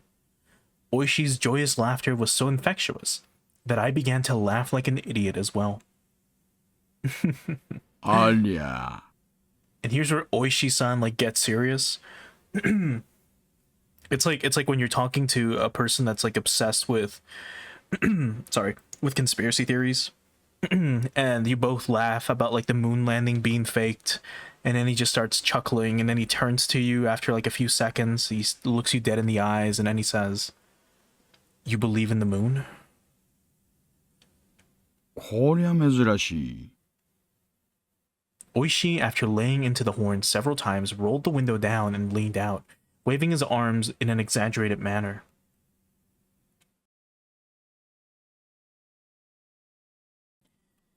It was a car, headed the opposite way. Until now, we hadn't run into any other cars except our own. And of all places, it was this desolate location. It seemed that Oishi knew the owner of that car. It was Irie-sensei, wasn't it? The other car also chirped its horn and came to a stop. 入江の先生、こんにちは。Oh boy. The other car's window rolled down slowly, revealing a young man in a white overcoat. He was about my age, or perhaps a bit older. But you really can't judge somebody by their appearance. 大石さんじゃありませんか。こんにちは。珍しいところでお会いしますね。そりゃこっちのセリフですよ、先生。まさかこんなところで会うとはね。どうしたんです？いえね、ちょっとした往診です。ありゃ、そうですか。休館とかでしたか？いえ、そんなに大したことではありませんでした。よかったですよ。お医者の世話にならずに済むなら、それに越したことはないです。ではこれで。急いで戻らないと、スタッフに怒られますんで。診療所長さんも大変です。ではでは、お気をつけて。The young doctor named Irie, after gesturing his farewell, drove forwards and soon disappeared around the corner. Oishi also drove forwards, but soon came to a stop again. He pulled out a worn map book from the dash. His expression didn't have an ounce of irreverence. He was perfectly serious. どうしたんです？今日は診療所は往診の日じゃないはずです。よっぽどの急患か、特殊な事情のある患者ということになりますね。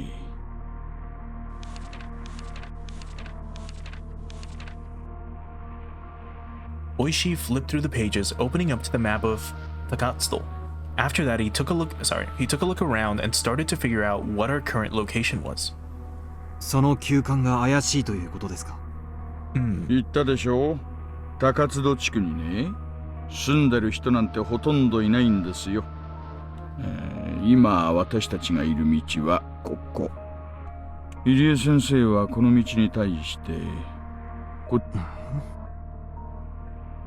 Having no sense of our surroundings, I couldn't digest anything about the place he was indicating on the map. 私たちは財布の取得場所を目指しています。ちなみに取得場所はここ。でもね、高津戸地区にわずかにある民家に向かうには、そもそも道が違うんです。つまり、入江医師は民家のない方角から来たと。山間の段々畑で農作業中に誰かが倒れたってのでない限りね、人が倒れて医者が呼ばれたら、普通は連れ帰って詳しく調べるもんです。でもさっき理恵医師は、大したことはなかったと言いましたね。車には他には誰も乗っていなかったようですし。Oishi didn't say anything more than that. I also said nothing more. That doctor just now examined a patient. Close by. Only that. The noisy radio had suddenly gone quiet. The sky had just suddenly turned an oppressive color. As Oishi mused that it might start to rain, a torrential downpour started, as though trying not to disappoint him. Eventually, Oishi stopped the car. The only sounds to break the silence were the percussions of the rain on the roof and the soft squeak of the windshield wipers. ちょいと静かで行きましょうかね。Saying that in a quiet voice, he exited the car without an umbrella, careful not to make any noise. Oishi leaned over, indicating the other side of the thicket. He was pointing to a prefabricated shed in a car that was parked beside it.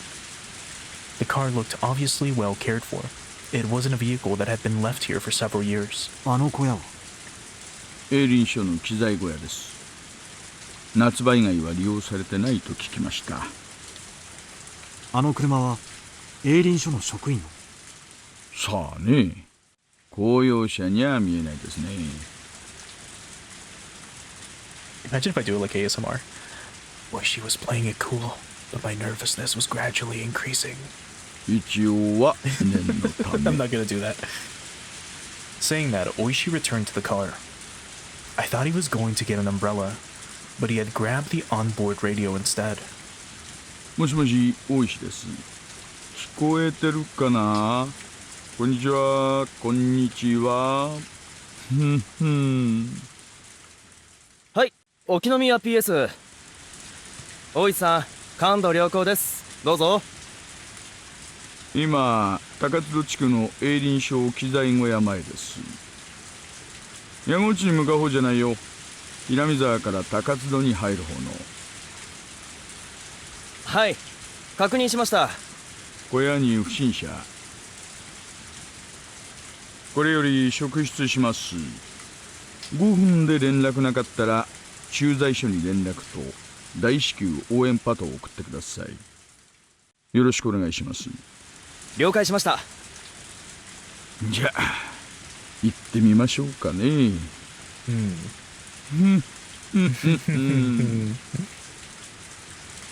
They're gonna end the chapter right here. Just kidding. Since he was first confined here, he had heard the sound of a car multiple times, so he just thought the far-off sound was more of the same. However, the reaction from his captors was, until now, something he hadn't seen before. They jumped, reacting as if shocked by a jolt of electricity, and pressed against the window, cautiously peering outside. 止まったな。営林署の人間、まずいぜ。いや、警察やんな。One of the captors lifted the boy by his collar and pressed a blade against his cheek. お兄ちゃん、ちょい静かにしててな。分かってると思うけど。大声出したりすると大変なことになるからな。Toshiki Inukai was sure that the doctor had reported things to the police. He had felt relief when he thought that he was saved, but not imagining that his captors would resort to violence when they were cornered, his anxiety remained unabated. どうする？時間稼いでる。小僧連れてちょい裏から抜けな。ほとぼり冷めたら落ち合おう。One of the perpetrators grabbed the boy by the collar and forced him to stand. Of course, Toshiki Inukai tried to resist by feigning that his illness had been aggravated by this rough treatment, but his captors paid no heed. The door was violently banged upon. ごめんください。こんにちは。The door was banged on again. Toshiki Inukai hesitated for a moment to respond to that voice by yelling. However, while he was being indecisive, his mouth was covered, taking that option away from him. The leader of the captors waved at the other to go. The younger perpetrator nodded in response and, while keeping the boy's mouth covered, started heading towards the back door. はいはい。何かご用かいね。どうも。警察ですがね。ここちょっと開けてもらっていいですか。急な雨で困っちゃいましてね。ええ、今開けますん。The moment the lock was undone, Oishi forced the door open, and with a gleam of menace in his eyes, he pushed the man aside as he stepped into the room. Then, in the small and empty room, he was able to quickly discern that the boy he was looking for was nowhere to be seen. あれ？私はここは営林署の機材倉庫だって聞いてたんですけどね。何にもありませんね。There was nothing inside the room that would indicate this was an equipment shed. There was only a mountain of blankets indicating that somebody was sleeping here, alongside empty food packets strewn about, just like I mentioned before. ああ、ここはずいぶん前から空っぽさね。機材がしまってあるところなんて見たこと。でも営林署の建物でしょ。あんた営林署の人？あんたこそ誰よ。警察？ Are you fucking blind? Are you deaf?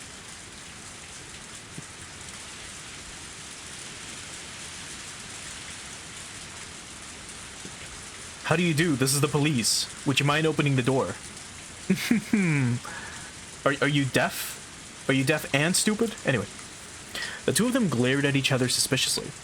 Both Oishi and the man steadfastly refused to reveal their identity before the other did. The man, judging from the sharp look in Oishi's eyes, realized that it would be hard to talk his way out of this one. No matter what he said, the most time he could buy would probably be only a few dozen seconds. Only the sound of rain filled this tense moment. Just then, they heard the sound of a struggle from far off. Oishi had a hunch. There was no doubt that that Akaska, who was circling around back, had run into the perpetrators who were trying to slip away. Imagine it's us getting our ass kicked. As Oishi thought that, the man in front of him reacted a moment faster. The man swung with an attack that was more intended to obscure Oishi's vision than actually hit him in the face. Seizing his opportunity, the man aimed a kick at Oishi's groin without any hesitation. But he missed his mark and was unable to land the critical blow. The man, trying to pin Oishi, grabbed him by the base of his neck with both hands and fiercely tried to push him down. But as Oishi fell backwards, as if kicking the man upward, he dug his foot into the man's midsection. With that leg acting as a fulcrum, the man was flung by the falling Oishi as if by a circle throw. The two of them squared off in the pouring rain. 面白いじゃないの。俺とやろうってか？ね。Oishi, as if trying to cheer himself on, grinned smugly. He then stood up while brushing the mud off himself. Even though he countered the assault, Oishi was getting up rather awkwardly compared to the man who he threw, who swiftly sprang to his feet. Oi-san! Hayaku! Akaska's voice rang out from the distance.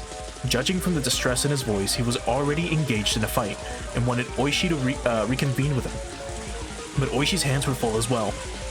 Akasaka-san! 申し訳ない! ちょっと待っててくださいよ! The man raised both fists into a stance that hinted at him being acquainted with karate or some other form of martial art. Of course, Oishi was an officer of the law and was decently versed in judo. He also had the moxie to have been through his fair share of fights before. Because of that, he could tell that the man in front of him was quite a bit better at fighting than he was. Ah, damn it. Thinking that this was going to be easy just because the order from the Sonozuki family to release the hostages, Thinking that this was going to be easy just because the order came from the Sonozuki family to release the hostage had been a big mistake. なかなか上等じゃないのよ。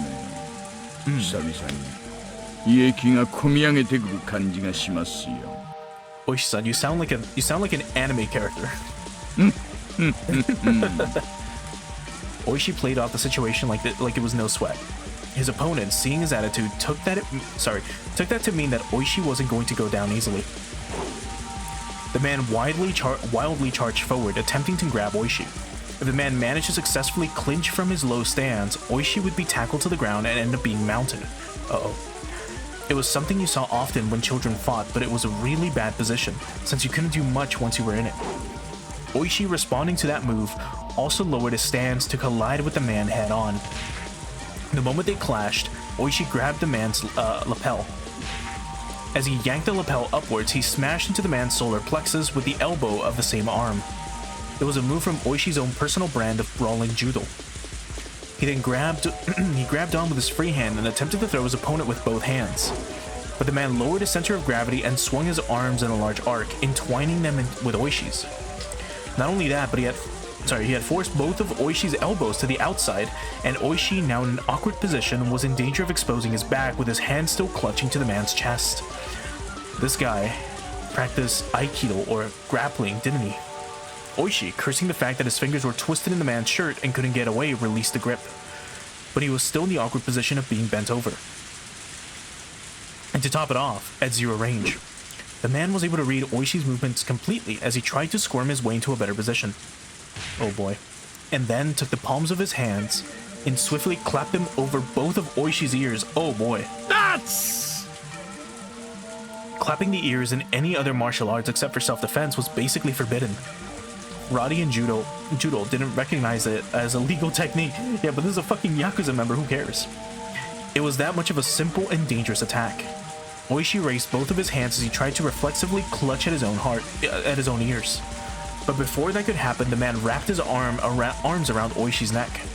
His thick biceps clenched firmly around the base of Oishi's neck like a vice. Oh boy. Oishi instinctively thought he was going to be killed.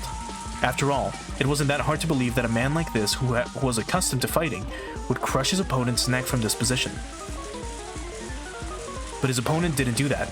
He had chosen to keep his hold and force Oishi to lose consciousness. That's why Oishi at that moment, even though his face was twitching, was grinning widely. Even though his opponent had a chance to kill him, he didn't choose to. And also, Oishi has a gun. He was thinking, this guy has no intention of killing me. However, even though that might be the case, the man's hold on his neck was by no means gentle. In no time at all, Oishi's consciousness began to fade. Having the experience of being taken down countless times in judo during his student days, Oishi was utterly resigning to the fact that it was over.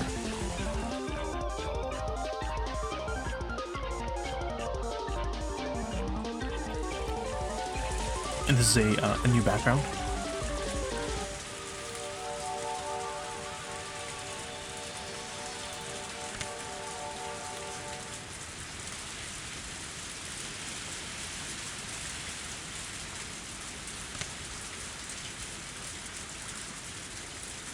Kasuga was finally recovering from the intense pain of being kicked in a rather sensitive area.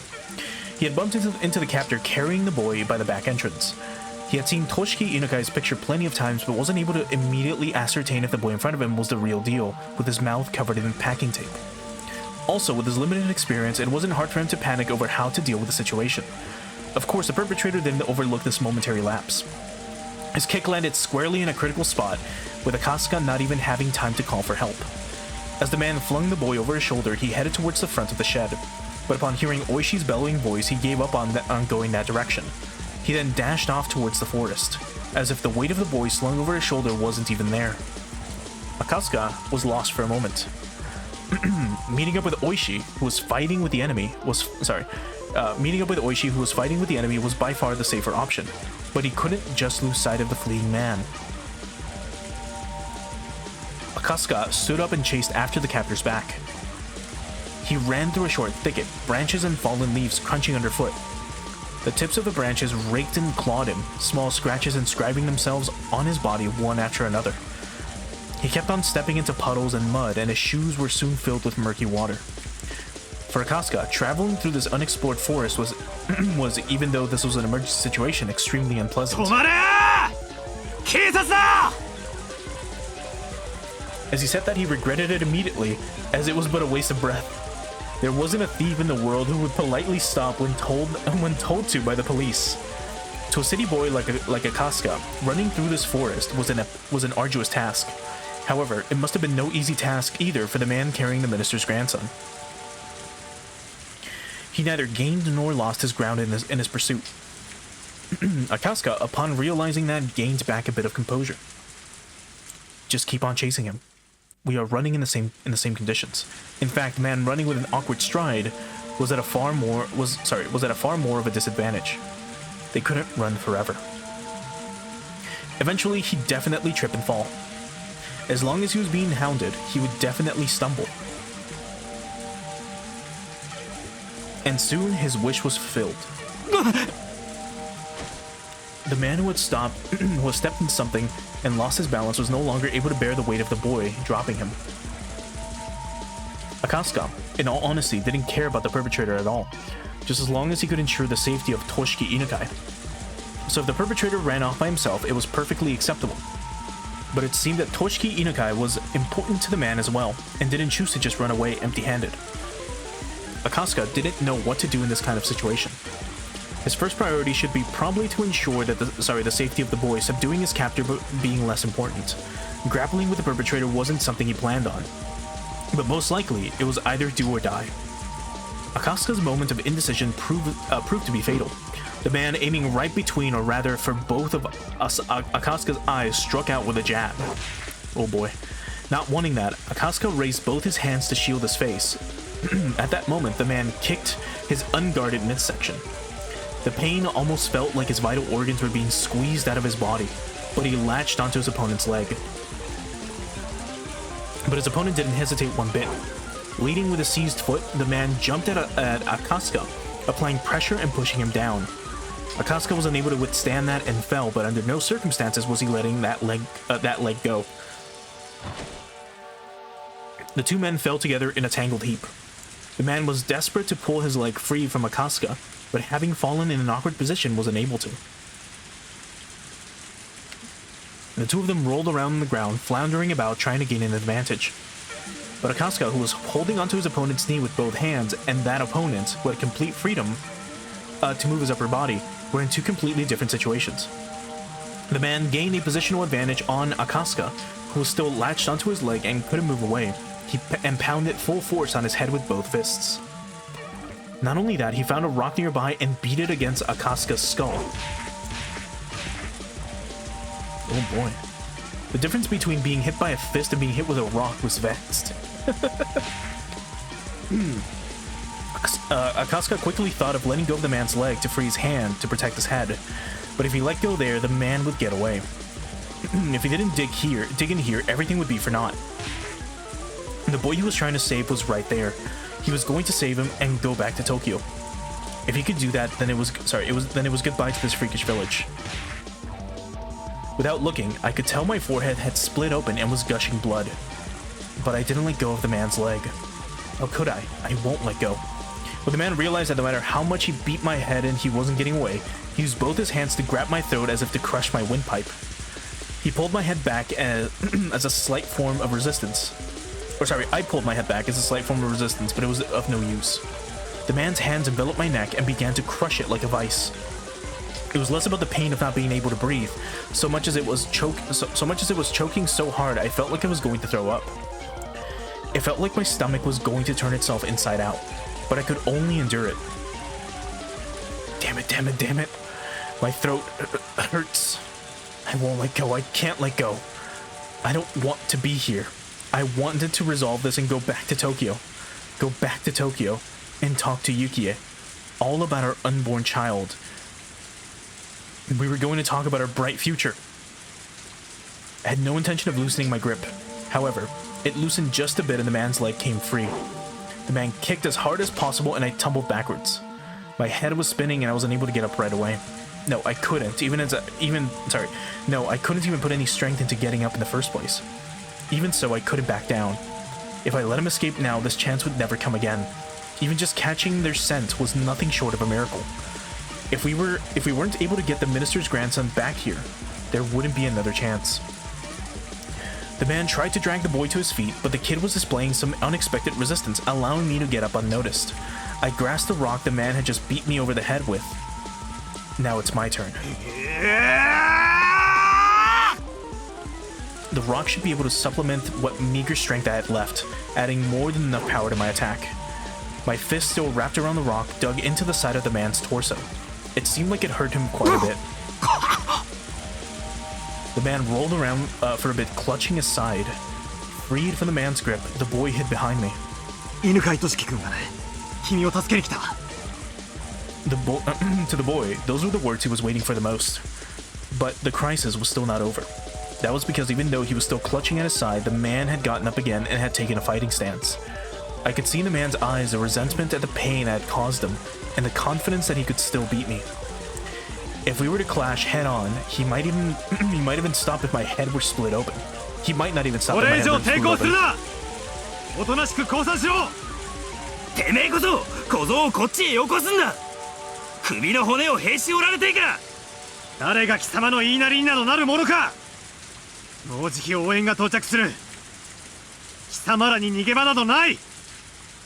The man reacted adversely to the word reinforcements. That was because he now knew that arguing like this wasn't just a waste of time, but put him closer and closer to danger. Realizing that, the man shifted mental gears almost too quickly.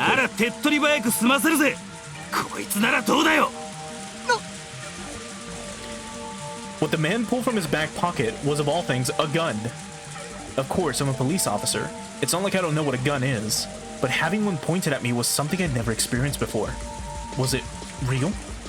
Of course it was. There was no way it'd be a replica in a situation like this.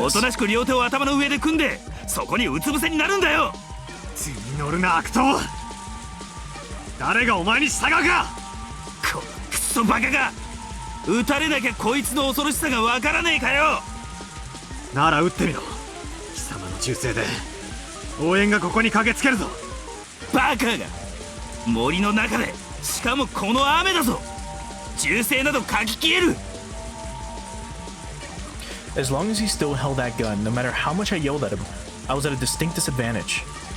But I still had a fighting chance. If I were in his shoes, instead of wasting time yelling at each other like this, I would just shoot him and take the boy. That was the fastest and would suppress any sort of further resistance from him. But the man was demanding my surrender without having fired a shot, meaning that he either didn't want to shoot or couldn't. In other words, the man in front of me was soft. If I could buy even just a little more time, the factors that would lead to my victory were numerous. Oishi was probably on his way, and the reinforcements we called for before coming here should already be well on their way too. Not only that, they should have contacted the local police box. Without a doubt, somebody stationed in the village would be here much quicker than that. Oh boy.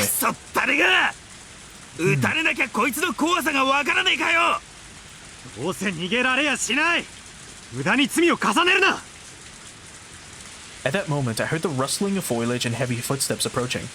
If Oishi was coming, it was a whole new ballgame. The man couldn't have more than one gun.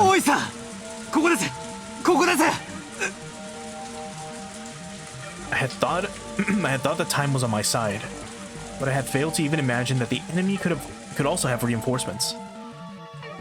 You could tell the man who had just appeared was one of the perpetrators just by looking at him.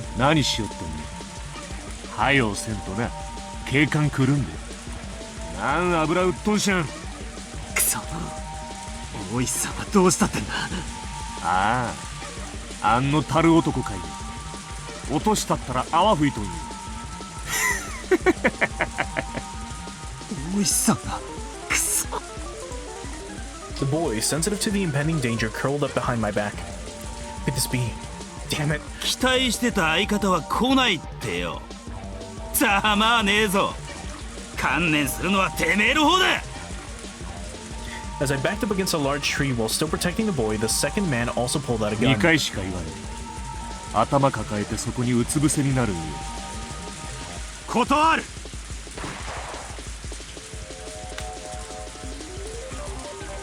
As I shouted in protest, blood erupted from my left shoulder. It took a few moments to register that I had been shot. Compared to the ones from the movies and TV dramas, the first actual gunshot I heard was simple and mundane. In fact, the sound was more akin to small fireworks to the small fireworks I used to buy from the corner store as a kid. But there was no comparing the pain. It was a fear you knew only after you've been shot.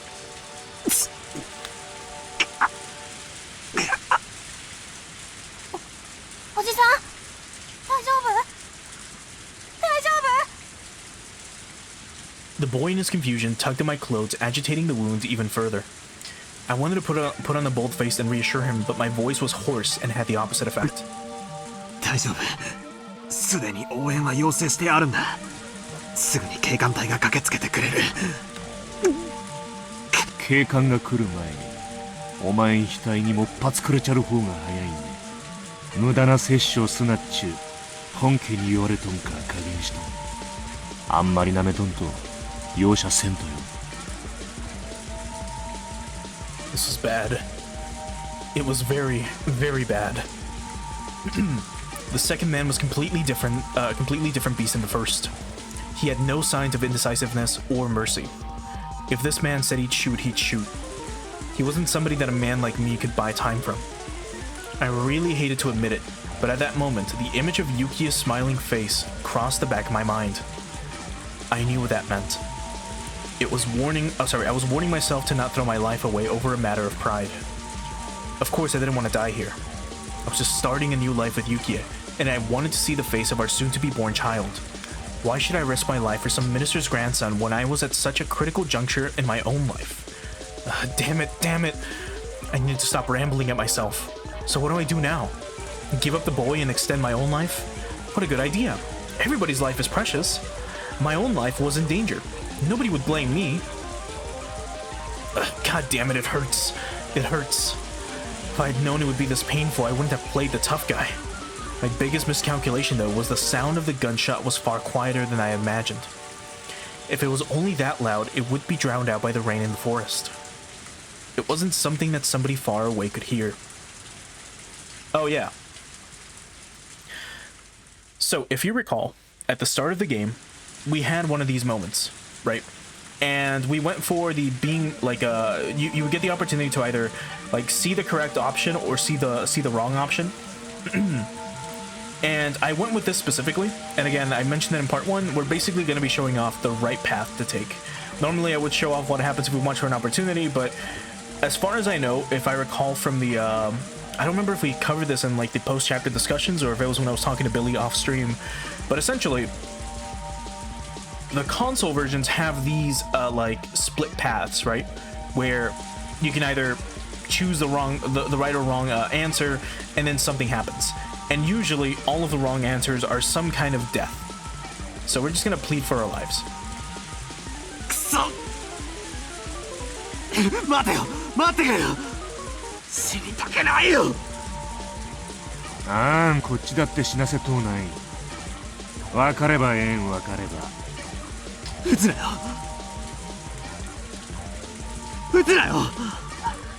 帰りを待ってる妻がいるんだ死にたくないんだよ叫ばんとでも歌んねおとなしゅう頭抱えてうつ伏せになったら歌んだるね本当だろ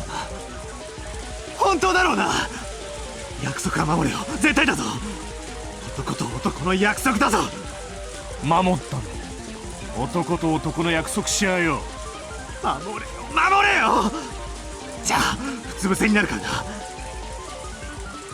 らな約束守るんだから銃を向けるのやめろよやっぱ撃つ気なんだろ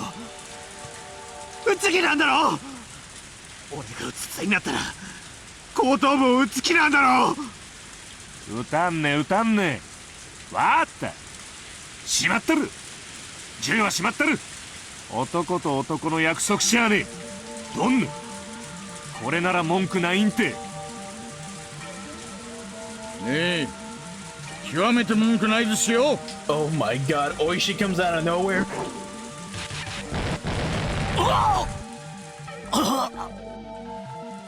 It was over in a flash. The moment he lowered his gun, Oishi didn't let his chance slip by. Oishi had been assessing the situation for quite some time behind the two men. But since they had their guns trained on me, he didn't really have a chance to jump in. Seeing the look on Oishi's face indicated that he wanted me to create an opening, so I took on that role completely. Oishi forcefully lifted the arm that was holding the gun. He then took the gun from the man's hand in only an instant. The other man, who was a bit slow in grasping what had happened, pointed his gun at them, but with his ally grappling with Oishi, he couldn't pull the trigger.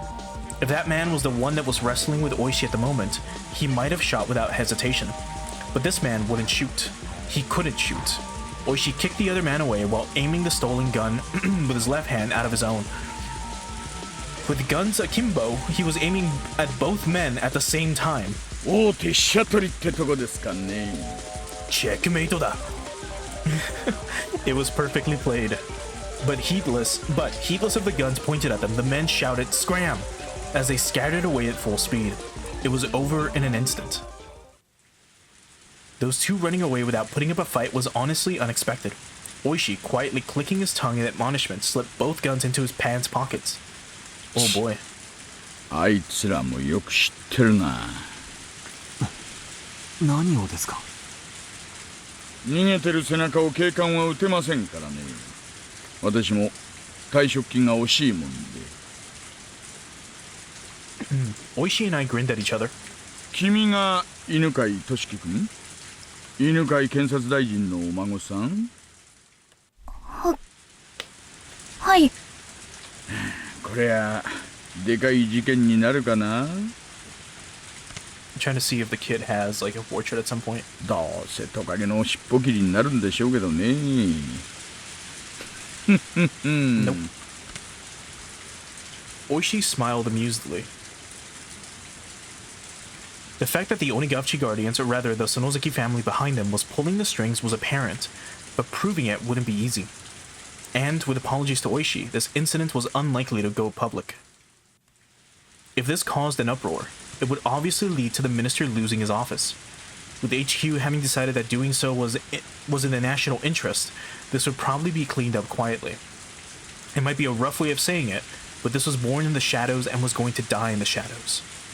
Oishi probably already understood the implications behind this incident. とにかく非常線を張らせましょう。連中まだ一丁は拳銃を持ってるようですからね。それから犬飼君を保護して赤坂さんはすぐに病院に行かないと。As the tension in the situation faded, the pain from the gunshot wound in my shoulder started blossomed once again. My forehead was also stinging painfully, and had grown hot enough to start a fire. Thinking that the tension had caused me to sweat, I wiped my forehead, but what came off was a large amount of blood. I realized that my shirt had been stained bright crimson from the blood flowing from my head. I turned around. The boy was safe and sound, without a doubt. There would probably be an investigation on the man who ran, but that was for another day. At this point in time, I could safely say we had cleared the major hurdle of securing the boy's safety. As soon as I recognized that, it felt like the lights in my head had been hit by a power failure. My knees buckled from underneath me, the ground feeling as soft as a cloud. It didn't feel unpleasant, even as I was covered in the rain-soaked mud. Oishi came closer, asking if I was okay, but somehow I couldn't tell. I turned off the switch to the last light in my head, and passed out. The exhaustion enveloped me. Sleep. Something softer than any blanket wrapped around me.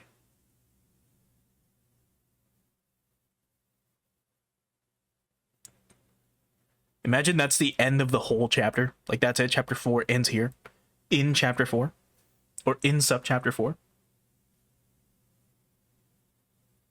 New tip unlocked. A very kind person. Oh boy. It says continue, so there's more. Although, I'm not sure how else this can continue. Our whole mission was just to come to Hinamizawa, get the minister's son, and then get back to Tokyo. But of course it can't be that easy. Anyway, a very kind person.